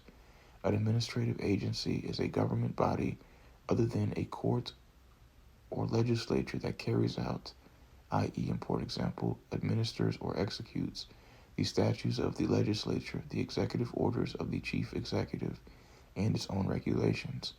The most important statute that agencies carry out is the enabling statute, which gives the agency specified delegated powers. As we will see, however, many agencies do more than carry out or execute the law. They also have rulemaking and dispute resolution responsibilities. Administrative agencies can have a wide variety of names. Here are some examples: Fire Department, Board of Licenses and Occupations, Civil Service Commission, Agency for International Development, Department of Defense, Bureau of Taxation, Office of Management and Budget, Legal Services Corporation, Internal Revenue Service, Division of Child Support and Enforcement, Social Security Administration. Certain types of agencies exist at all three levels of government. For example, there is a separate tax collection agency in each of the federal, state, and local governments. Other agencies, however, are unique to one of the levels. For example, only the federal government has a Department of Defense, DoD, and a Central Intelligence Agency, CIA. Nothing comparable exists at the state and local levels of government. The latter have police departments and the Highway Patrol, but their roles are significantly different from those of the DoD and CIA. For a list of some of the most important federal agencies, see Appendix B. There are three main kinds of administrative agencies: executive department agencies, independent regulatory agencies, and quasi-independent regulatory agencies. Executive department agency, an administrative agency that exists within the executive branch of government, often at the cabinet level. Examples include the Department of Agriculture, DOA, and the Department of Labor, DOL. These agencies are answerable to the chief executive, who usually has the power to dismiss them for any reason. The chief executive does not have to establish cause for doing so. Independent regulatory agency, an administrative agency that regulates an aspect of society, such as securities or public utilities. The agency often exists outside the executive branch of government, and therefore outside the day-to-day control of the chief executive. Examples include the Examples include the Securities and Exchange Commission, SEC, and the Public Utilities Commission, PUC. To insulate these agencies from politics, those in charge usually cannot be removed at the whim of the chief executive. Cause must be established. Quasi-independent regulatory agency, an administrative agency that has characteristics of both an executive department agency and an independent regulatory agency.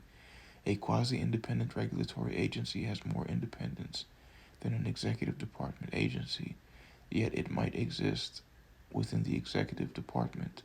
An example is the Federal Energy Regulatory Commission, FERC, which exists within the U.S. Department of Energy, DOE. In a category all its own is the government corporation. This is a government-owned entity that has characteristics of a business corporation and a government agency. It is designed to have considerable flexibility and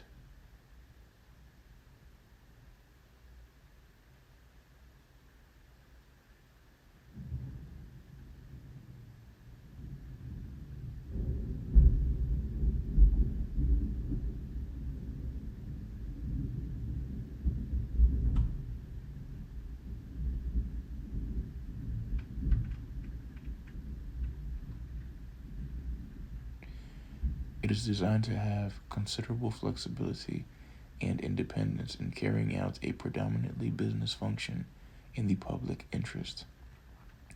Examples include the Tennessee Valley Authority, TVA, the U.S. Postal Service, USPS, and the Corporation for Public Broadcasting, CPB.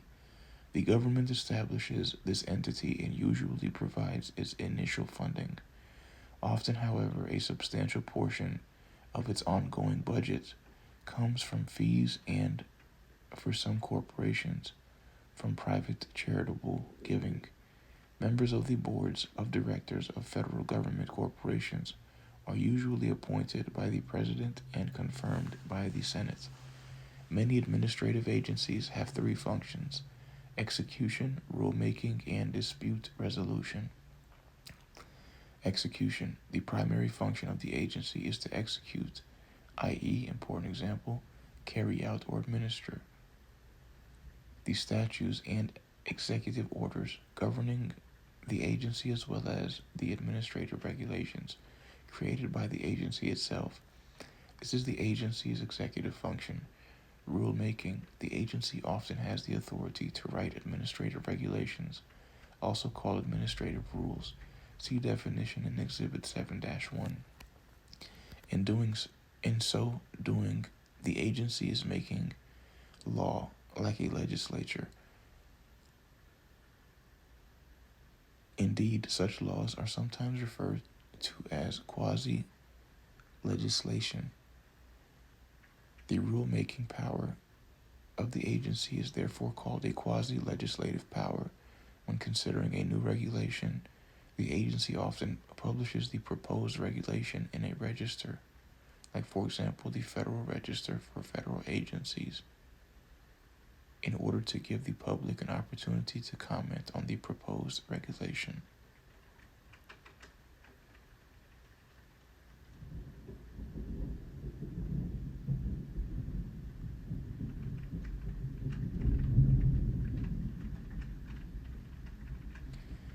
Once finalized, the regulation is often published in a code, like for example the Code of Federal Regulations for federal agencies. Dispute resolution. The agency has the authority to interpret the statutes and regulations that govern it. Furthermore, it often has the authority to resolve disputes that arise over the application of such laws. It will hold administrative hearings and issue administrative decisions. See definition in Exhibit 7-1. In so doing, the agency is acting like a court when the latter adjudicates, i.e., important example, resolves disputes. Indeed, such decisions are sometimes referred to as quasi-adjudication, and its power to render such decisions is sometimes called a quasi-judicial power. An agency exercises its quasi-judicial power at several levels. At the first level is a hearing, which is similar to a trial in a court of original jurisdiction. The presiding agency official is known variously as the hearing examiner or administrative law judge, ALJ. This official will, like the judge in a trial court, take testimony of witnesses, examine other evidence, determine the facts of the case, and apply the law to those facts in order to render an administrative decision. In many agencies, the findings of fact and the decision of the hearing officer constitute only a recommendation to the director, commissioner, secretary, or other high official who will make the decision at this level. Like the courts, many agencies then provide a second appellate level where a body such as a board or commission reviews the decision of the hearing examiner or other official, corrects errors, and renders the final administrative decision of the agency. After the parties in the dispute have used all these quasi-judicial avenues of redress within the agency, they have exhausted administrative remedies and may then appeal the final administrative decision to a court. For federal and many state administrative agencies, the procedures that must be followed within the agency are defined in the Administrative Procedure Act, APA. Here's an example of an agency using all three powers. Securities and Exchange Commission, SEC. Rulemaking. The SEC writes regulations that implement statutes of Congress. An example is a statute that required companies to file registration statements with the SEC. Execution. To carry out the statutes and regulations, the SEC creates a registration office that prepares standard forms to be used by companies to file the registration statements. The office also answers questions of companies on the registration process. When an agency carries out a statute in this way, it is administering or executing that statute. Dispute resolution. The SEC can hold a hearing to decide whether a company has violated the registration requirements laid out in the statutes and administrative regulations.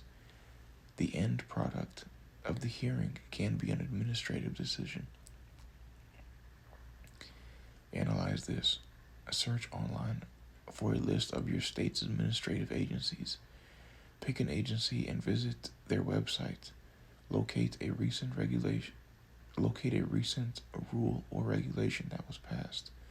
Outline how the administrative agency executes its statutory and regulatory mandates. Find a case that has been decided by the agency and review what the dispute or decision was about. Place the list of state administrative agencies in your portfolio binder.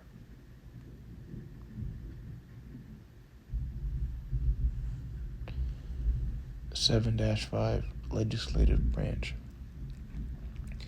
The legislative process consists of the steps that a bill must go through before it becomes a statute.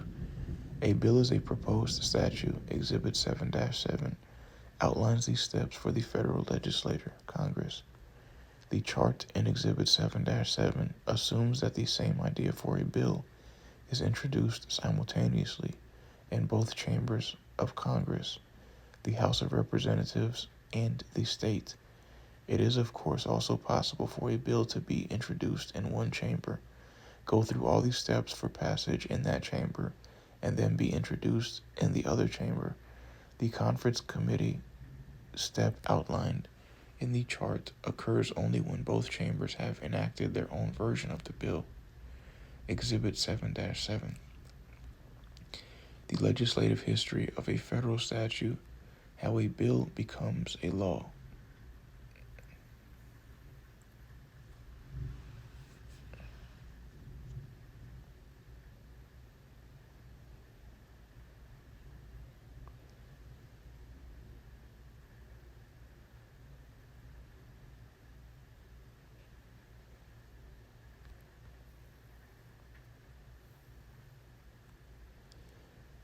idea for a statute, message of chief executive, report of administrative agency, report of bar association, report of special commission, report of law revision commission, report of council of governments, report of national conference of commissioners on uniform state laws, report of legislative investigation committee, proposal of individual legislature, statement of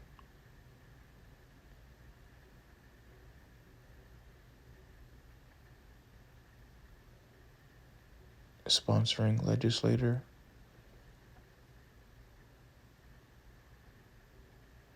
introducing the bill in the House of Representatives, statement of sponsoring legislature, introducing the bill in the Senate, initial draft of the bill,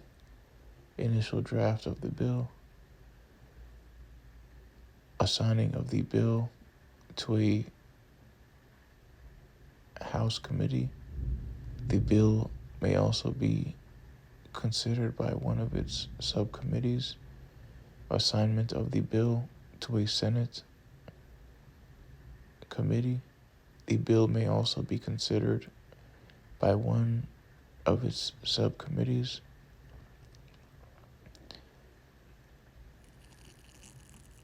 Debate within committee on the bill, hearings held on the bill, amendments considered and voted upon, committee reports prepared, bill is reported out and placed on the House calendar for debate after the Rules Committee sets the guidelines for debates. Debate within committee on the bill, hearing held on the bill, amendments considered and voted upon, committee reports prepared, bill is reported out and placed on the Senate's calendar for debate.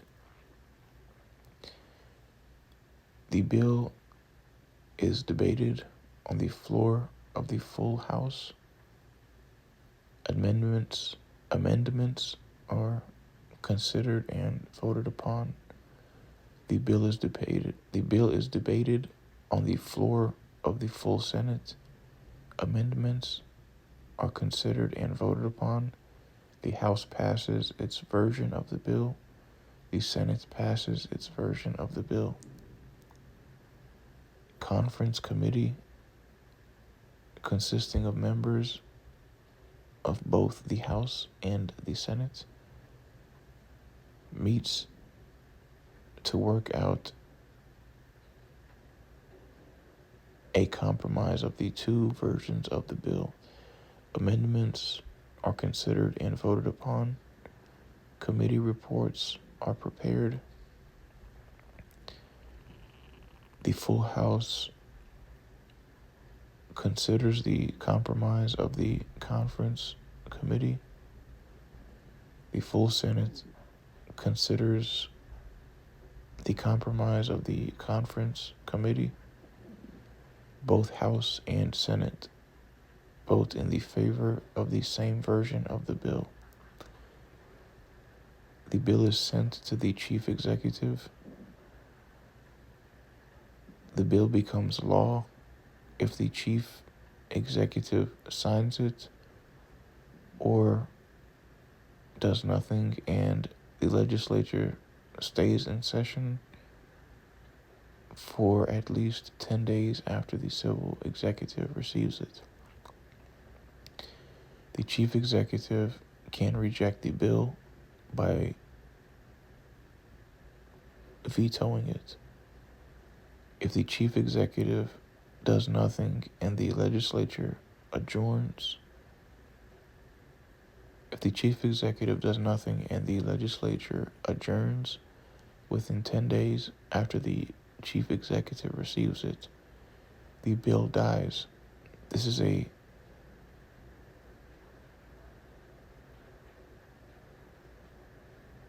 packet veto.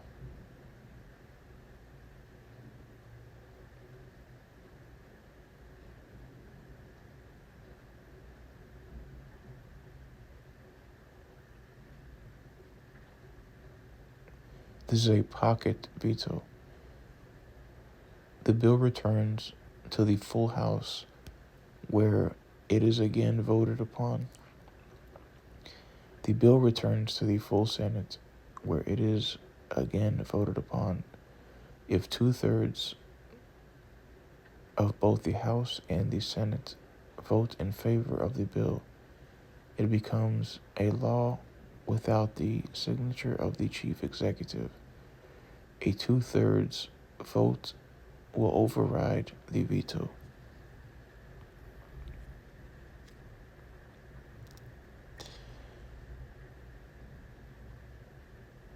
Congress is bicameral, meaning that it consists of two chambers, the House of Representatives and the Senate. In some state legislatures, the chambers have different names, such as the Assembly and the House of Delegates. Legislatures with one chamber are called unicameral. The only state legislature that is unicameral is the Nebraska legislature. Local legislatures, however, such as city councils, are often unicameral. The process of enactment can involve 6 major stages: proposal, committee consideration, floor debate, conference committee, floor debate, response of the chief executive. The legislative history of a statute is what occurs at each of these stages. The history includes hearings, debates, amendments, committee reports, and all other events that occur in the legislature before a bill is enacted into a statute. Also, part of the history are later changes, if any, made by the legislature to the statute. The legislative history can be used by a court when it reviews a statutory challenge, such as its constitutionality.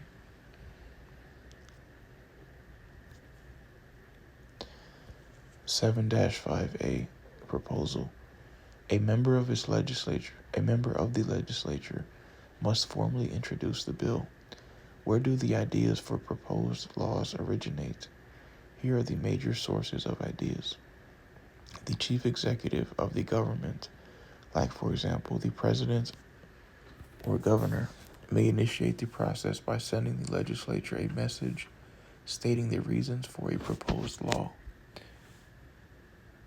The chief executive of the government, like for example the president or governor, may initiate the process by sending the legislature a message stating the reasons for a proposed law.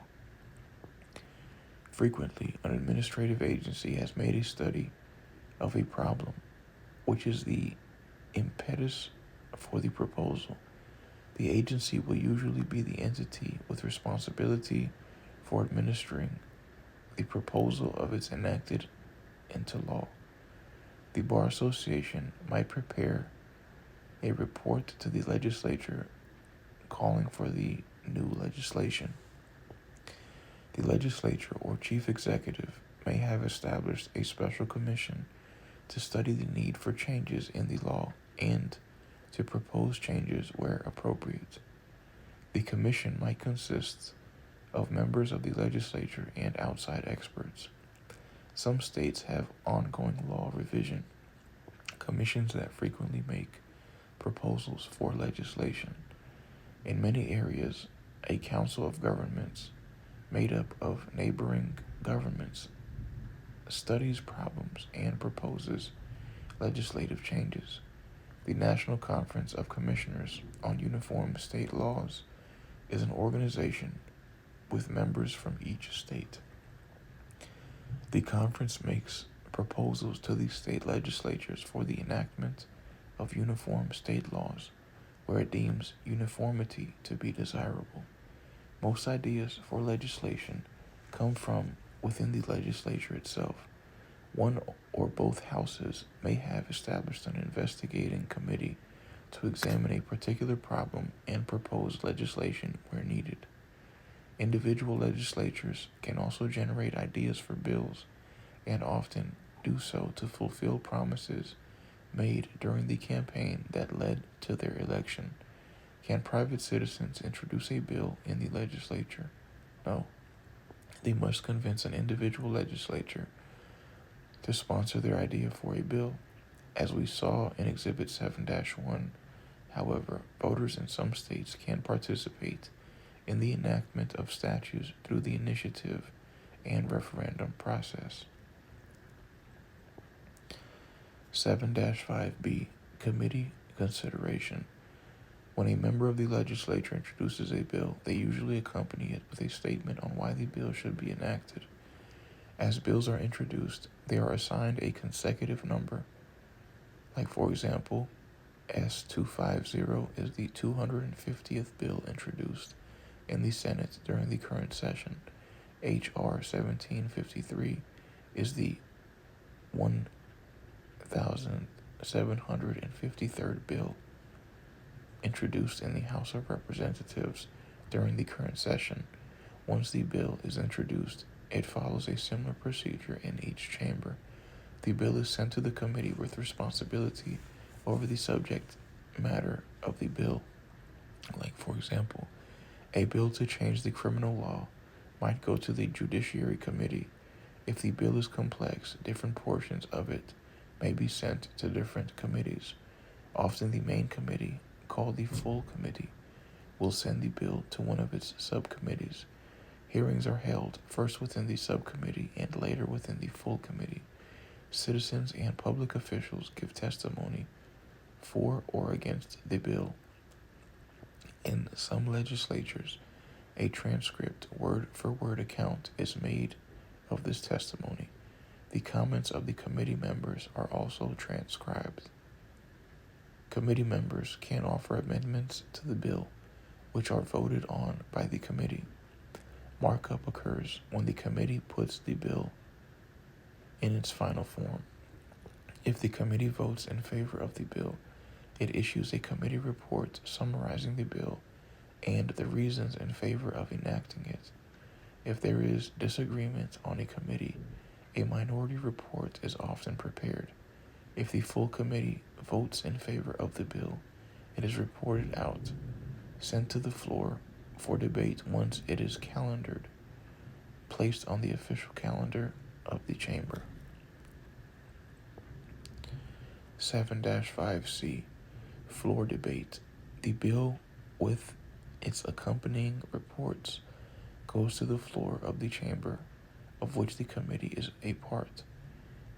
In the House, the Rules Committee establishes the guidelines for how the debate will be conducted. The bill goes on the official calendar and is debated by the full chamber. During the debate, which will be transcribed, members ask questions of each other about the meaning of certain provisions in the bill, specifically what the purpose of the provision is, what it covers, and what it does not cover.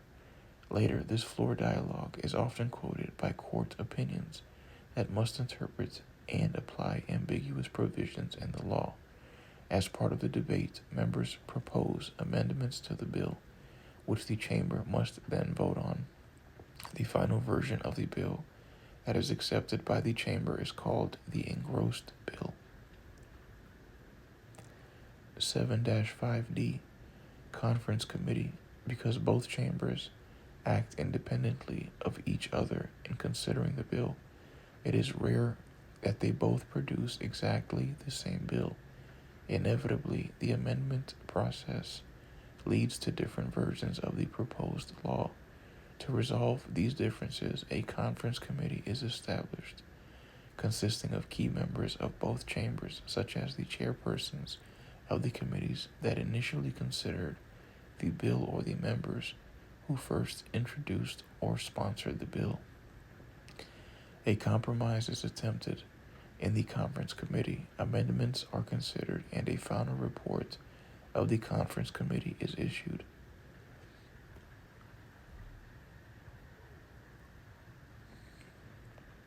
Dissenting members of the committee might prepare a minority report. The majority report summarizes the major terms of the compromise and explains why it should be enacted by each chamber. 7-5E Floor debate. The conference committee compromise then goes back to the floor of each chamber where more debate, explanations, and amendments are considered. Again, everything is transcribed. If both chambers pass the same version of the bill, usually by a majority vote, it goes to the chief executive. The version of the bill is called the enrolled bill. 7-5F Response of chief executives.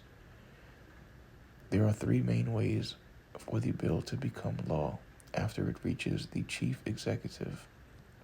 It can be signed. Nothing is done if the legislature stays in session for at least 10 days after he or she receives it. The bill automatically becomes law without requiring a signature. If the chief executive rejects or vetoes the bill, it can still become law if both chambers of the legislature override the veto by a 2/3 vote. There are two main ways for the chief executive to reject a bill. They can explicitly veto the bill. It then goes back to the legislature, often with the chief executive's reasons for the rejection. They can do nothing. If the legislature adjourns within 10 days after the chief executive receives it, the bill automatically dies. This is known as a pocket veto because the legislature is no longer in session. The pocket veto deprives the legislature of the opportunity to override the veto. States and the U.S. Congress pass legislation all the time.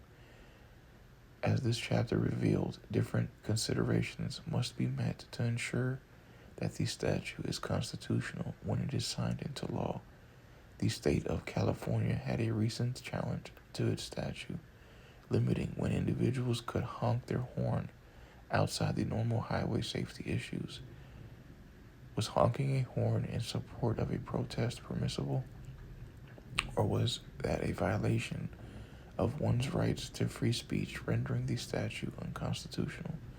Porter v. Martinez, 64F 4th 1112, 9th CIR 2023, provides insight to that question. Order of the Court, a case study. Porter v. Martinez, United States Court of Appeals for the 9th Circuit, 64F 4th 1112, 9th CIR 2023. In Porter v. Martinez, we have a challenge by an individual, Susan Porter, who was cited for impermissibly using her car horn to support a political protest.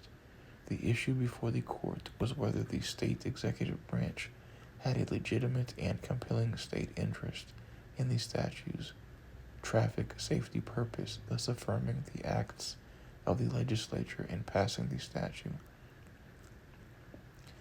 The basic facts of the case are that Miss Porter honked her car horn in support of some protesters who were gathered outside a government official's office in California. Miss Porter was cited by police for violating the California statute that stated A. The driver of a motor vehicle, when reasonably necessary to ensure safe operation, shall give audible warning with his horn. B. The horn shall not otherwise be used except as a theft alarm system. Although the citation against Miss Porter was dismissed, Porter filed a lawsuit to block future enforcement of the statute. Porter's suit alleged that the statute violates the First and 14th Amendments. One of her main arguments was the statute did more to protect. One of her main arguments was the statute did more than protect the safety of the drivers and others, but burdens one's speech more than the government can show a legitimate state interest. The court looked at a number of issues, but our focus will be on the constitutional issues. Generally, protests and forms of protests are protected under the First and 14th Amendments. The analysis starts with the statute and whether it is content neutral. Regulations that restrict speech are rarely content neutral, and a court applies a strict scrutiny test.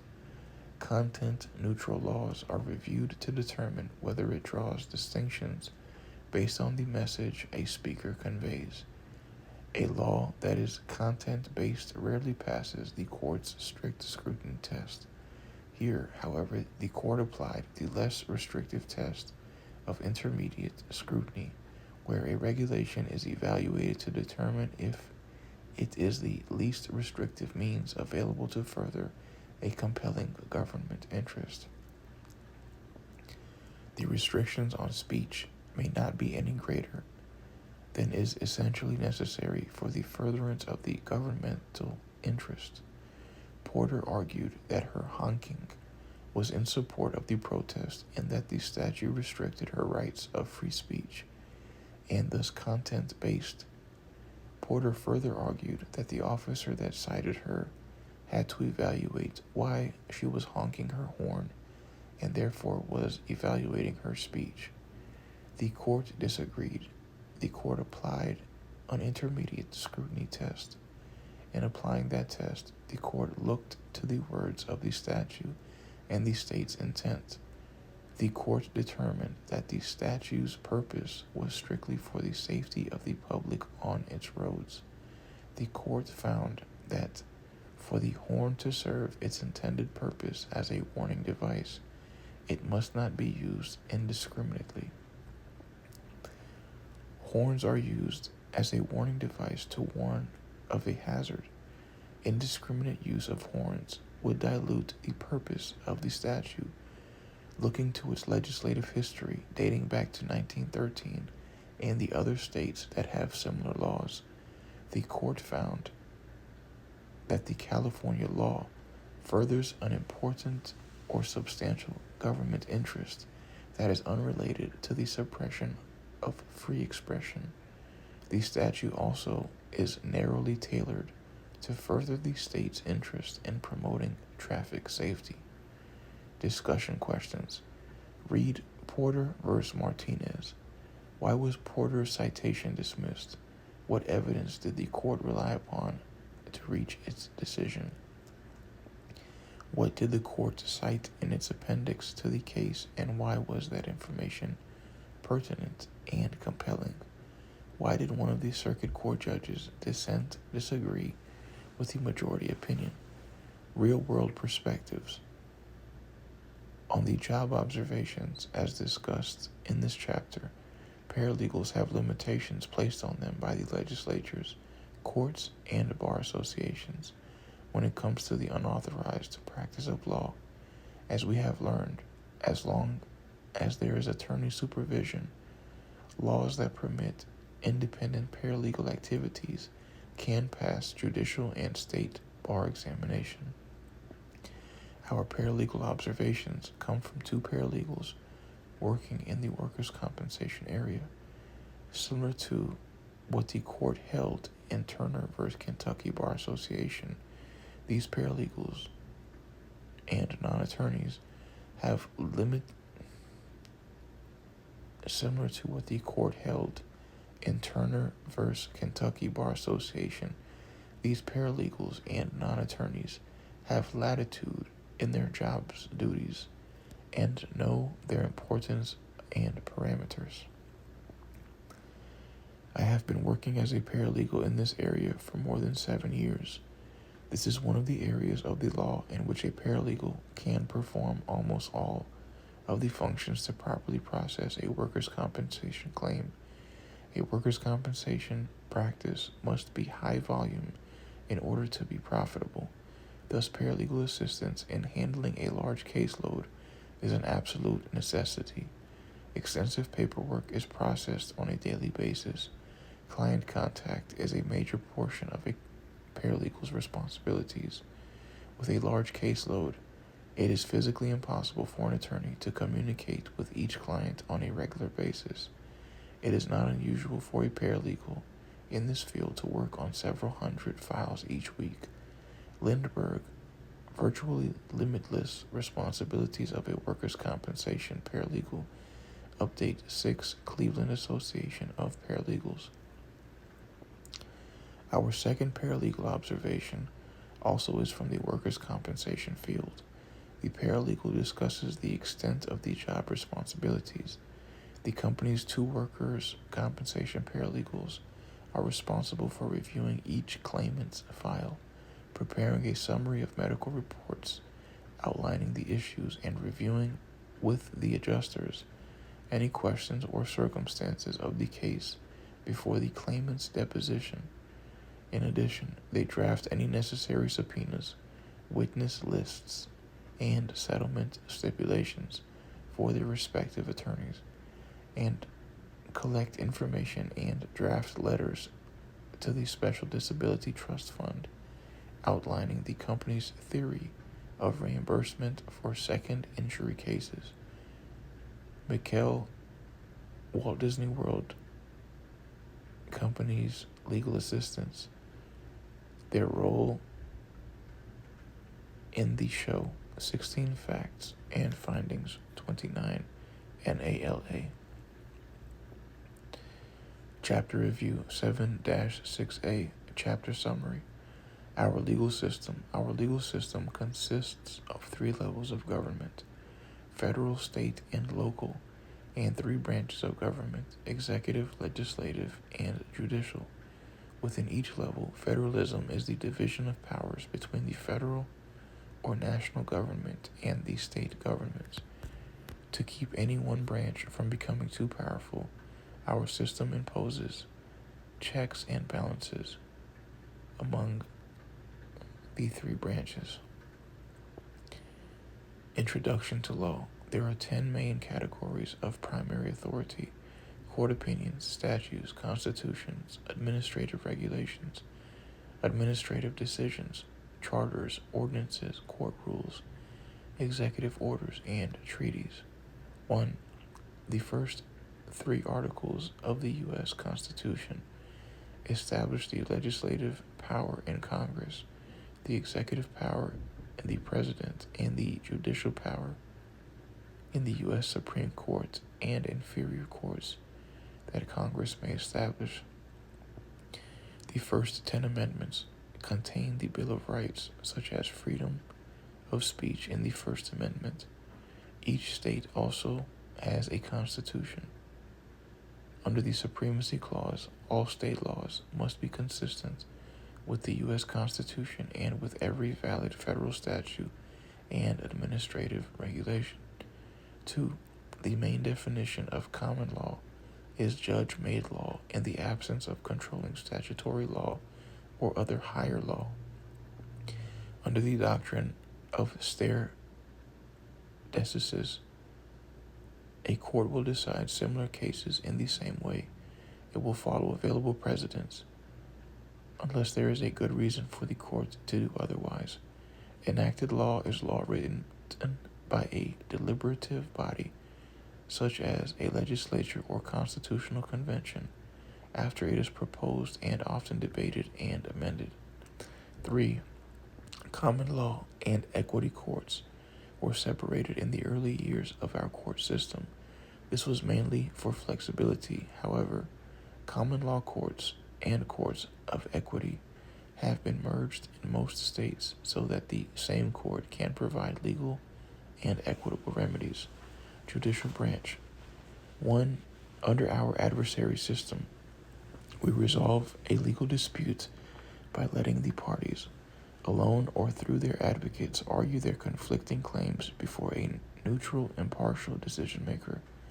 Most courts in the state and federal systems are courts of record, which is the official collection of the information that formed the basis of the case, such as the evidence, exhibits, orders, and trial testimony. This lays the basis for appeals. 2. Jurisdiction refers to the power of a court to resolve a legal dispute and to the geographic area over which a particular court has authority. The latter is the court's territorial jurisdiction. Subject matter jurisdiction is the court's power to resolve a particular type of legal dispute and to grant a particular type of relief. The 6 main kinds of this jurisdiction are limited, general, exclusive, concurrent, original, and appellate jurisdiction. 3. Courts of original jurisdiction are the trial courts. There may be 2 levels or tiers of trial courts within a judicial system: courts of general jurisdiction and inferior courts of limited jurisdiction. There may also be 2 levels of courts with appellate jurisdiction: intermediate appellate courts and a court of final resort. This occurs for both state and federal court systems. 4. The federal courts of original jurisdiction are generally the district courts that are located in all states, District of Columbia, and the territories. The ways to avail oneself of federal jurisdiction are federal question and diversity of citizenship and an amount in controversy that exceeds $75,000. Federal courts have specialized courts of original jurisdiction, such as the Court of Federal Claims. 5. There are 13 circuit courts of appeal, including one separately for the U.S. Court of Appeals for the Federal Circuit located in the District of Columbia. The final appellate court of last resort is the U.S. Supreme Court and consists of 9 justices, including a Chief Justice. Executive Branch. 1. The Chief Executive of the Executive Branch of Federal Government is the President of the United States. States' chief executives are governors, with cities having a mayor or county executive. 2. There are 3 main kinds of administrative agencies: executive department agencies, independent regulatory agencies, and quasi-independent regulatory agencies. Government corporations are special entities that are a mixture of business corporation. Government corporations are special entities that are a mixture of business corporation and government agency. 3. Agencies serve 3 main functions: to carry out, execute statutes, executive orders, and administrative regulations, to write administrative regulations, and to resolve disputes that arise under laws for which the agency has responsibility. After a party has exhausted all its administrative remedies, it may seek appellate review to a court. Legislative Branch. 1. The federal legislature, Congress, and most state legislatures are bicameral. For a bill to become a statute, it must go through approximately 6 stages. First, the bill is proposed by being introduced into one of the chambers of the legislature. It may be introduced into the other chamber simultaneously or at a later date. Second, a committee and its subcommittee of each chamber gives the bill initial consideration. Third, all of the members of each chamber are given the opportunity to debate and vote on the bill that was approved by the committee. Fourth, if there are differences in the versions of the bill passed by each member, a conference committee made up of members of both chambers considers the bill. The role of this committee is to try to reconcile differences in the 2 versions of the bill passed by each member. Fifth, The bill goes back to the full membership of each chamber for a vote on what the conference committee produced. Sixth, the chief executive can sign or reject, veto the bill. If a bill is vetoed, it can still become a statute if 2/3 of each member votes to override the chief executive. 2. The legislative history of a statute consists of what happens during these 6 stages. It can be used to determine a legislature's intent in passing a law, which may be helpful to a court in its review of a statute. Chapter Review 7-6B Key Terms: Federalism, Legislative Branch, Executive Branch, Judicial Branch, Checks and Balances, Judicial Review, Law, Primary Authority, Secondary Authority, Opinion of the Attorney General, Common Law, Act Common Law System, Civil Law System, President, Stare Decisis, Consideration, Enacted Law, Equity, Specific Performance, Injunction, International Law, Constitutional Courts, Legislative Courts, Inquisitorial System, Trial de Novo, Territorial Jurisdiction, Personal Jurisdiction, Subject Matter Jurisdiction, Limited Jurisdiction, General Jurisdiction, Exclusive Jurisdiction, Concurrent Jurisdiction, Original Jurisdiction, Appellate Jurisdiction, Review, Ruling, Certiorari, Inferior Courts, en banc, U.S. District Court, Supplemental Jurisdiction, U.S. Courts of Appeals, U.S. Supreme Court, Administrative Agency, Enabling Statute, Quasi-Legislation, Quasi-Adjudication, Exhausted Administrative Remedies, Bill, Bicameral, Unicameral, Legislative History, Transcribed, Engrossed Bill, Conference Committee, Enrolled Bill, Vetoes, Override, Pocket Veto. Chapter Review 7-6B Review Questions. 1. What is federalism? 2. What are the 3 branches of government and their functions? 3. What is meant by checks and balances? 4. What is judicial review? 5. What is the distinction between primary and secondary authority? 6. Define opinion, statute, constitution, administrative regulation, administrative decision, charter, ordinance, court rule, executive order, and treaty. 7. What is the supremacy clause? 8. What is stare decisis? 9. How does enacted law differ from common law? 10. What is personal jurisdiction? 11. What is subject matter jurisdiction? What are the 6 main kinds of this jurisdiction? 12. What is an inferior court? What are the tiers or levels of courts that can exist in state court systems? 13. What are the 3 main functions of an administrative agency? 14. Distinguish between unicameral and bicameral legislatures. 15. What steps can a federal bill go through before it becomes a statute?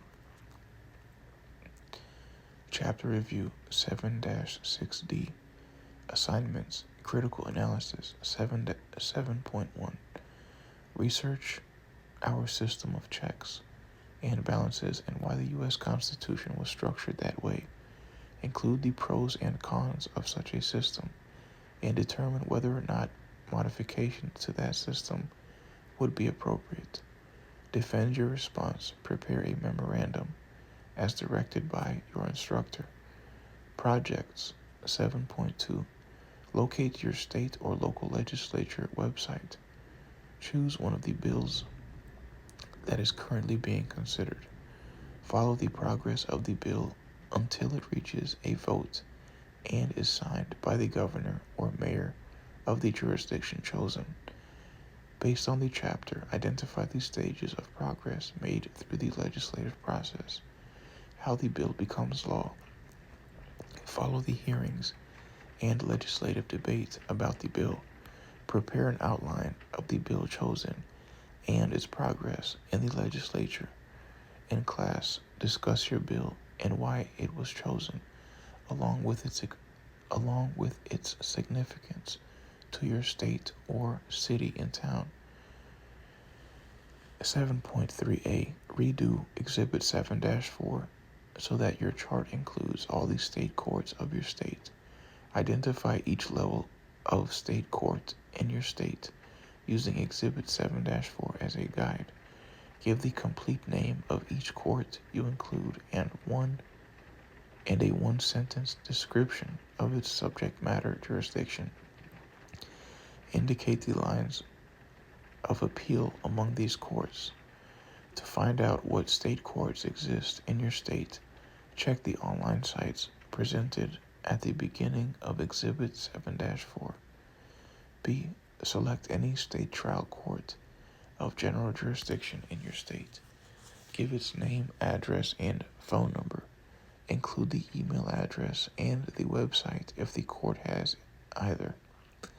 Also give the name, phone number, and email address of the chief clerk of this court. C. Give the name, address, and phone number of the court to which decisions of the trial court you selected are appealed. Include the email address and the website if the court has either. Also, give the name, phone number, and email address of the chief clerk of this appellate court. 7.4a. What is the complete name of the federal trial court where you live? Give its address and phone number. Include the email address and the website. Also state the name, phone number, and email address of the chief clerk of this court. Are the decisions of this court available on this website? Are the decisions of this court available on its website? If so, pick any recent decision and give the names and the parties and the online address of the decision. B. What is the name of the U.S. Court of Appeals to which decisions of your federal trial court are appealed? Give its address and phone number. Include the email address and the website.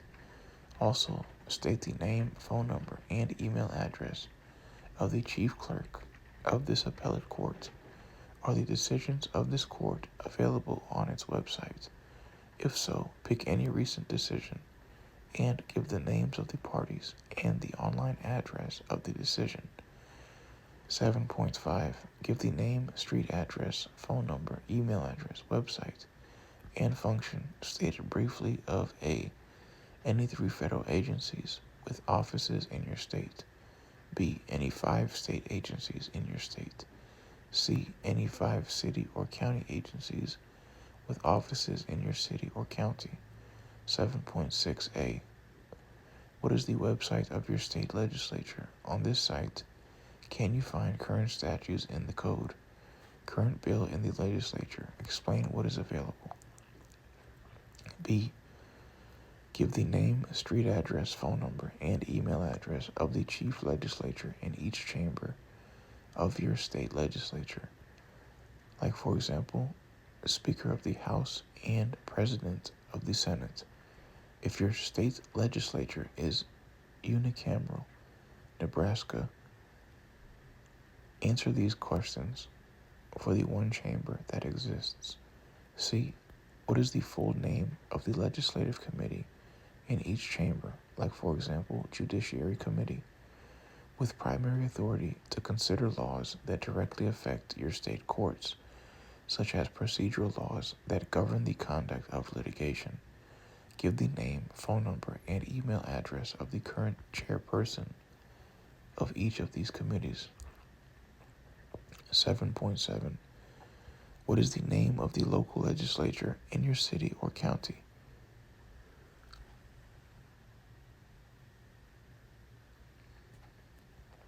Give the name, street address, phone number, and email address of the chief legislature of this body. If you have both a city and a county legislature, answer this question for both. On these sites, can you find links to current ordinances or other laws in force? Current bills in the legislature. Explain what is available. Chapter Review 7-6E. Core Skills Assignments. Core Skill Writing. 7.8. In Porter v. Martinez, the statute at issue was related to highway safety. Other states have similar statutes but can be written clearer. Rewrite the following statutes so that the intent is clear. Delete any unnecessary words but communicate the spirit of the law as drafted. Kentucky. Every person operating an automobile or bicycle shall sound the horn or sound device whenever necessary as a warning of the approach of such vehicle to pedestrians or other vehicles, but shall not sound the horn or sound device unnecessarily. KYREVSTATANN Statute 189.180. Missouri. Such signaling device shall be used for warning purposes only and shall not be used for making any unnecessary noise, and no other sound producing signaling device shall be used at any time. MOREVSTAT Statute 307.1701. New York. The horn or device shall produce a sound sufficiently loud to serve as a danger warning, but shall not be used other than as a reasonable warning, nor be unnecessarily loud or harsh. NY, VEH, and TRAF. Law. Statute 3751A. Core Skill Research. 7.9 Exhibit 7-1 presents the main categories of law. A great deal of this law is available online. If, for example, you wanted to find a statute written by the Florida legislature or by Congress, you could start the search by entering Florida statute or federal statute or United States statute in a search engine like Google. Using this general guide, find one example on any topic of each of the following materials online. When asked for state material, use the state where you will be working as a paralegal. Give the name or title of what you found and the website where you found it. A. Federal court opinion. B. State court opinions. C. Federal statute. D. A state statute. E. A clause in the U.S. Constitution. F. A clause in a state constitution. G. An administrative regulation of federal agency. H. An administrative regulation of a state agency. I. An administrative decision of a federal agency. J. A clause in a city or county charter. K. A city, county, or town ordinance. L. A court rule of a federal court. M. A court rule of a state court. N. An executive order of the president. O. An executive order of the governor. P. A treaty signed by the United States. Core Skills Ethics. 7-10. Fred is a paralegal at Harris & Harris. He works on the case of Devin Crowley, who is being sued by the Securities and Exchange Commission, SEC, for securities fraud. Fred sees an opening at the SEC for a paralegal. He takes the job. What ethical problems do you see? How, if at all, can these problems be resolved? 7.11. A statute in your state permits non-lawyers to assist individuals who have been evicted from their residences. The statute states that non-lawyers may assist individuals who are in immediate danger of being evicted from their place of residence. The non-lawyer may review documents, draft a response for the individual's signature, prepare a settlement offer, and accompany the individual in a court or administrative tribunal. The state bar of your jurisdiction has challenged this statute as the unauthorized practice of law. Prepare your response to the bar that the statute is constitutional and why. Core skill, computers, 7.12, using www.uscourts.gov. 1. Determine what the next oral arguments are scheduled in the Federal Court of Appeals for your jurisdiction, and 2. Identify the last opinion issued by the court. 7.13, using www.ncsl.org.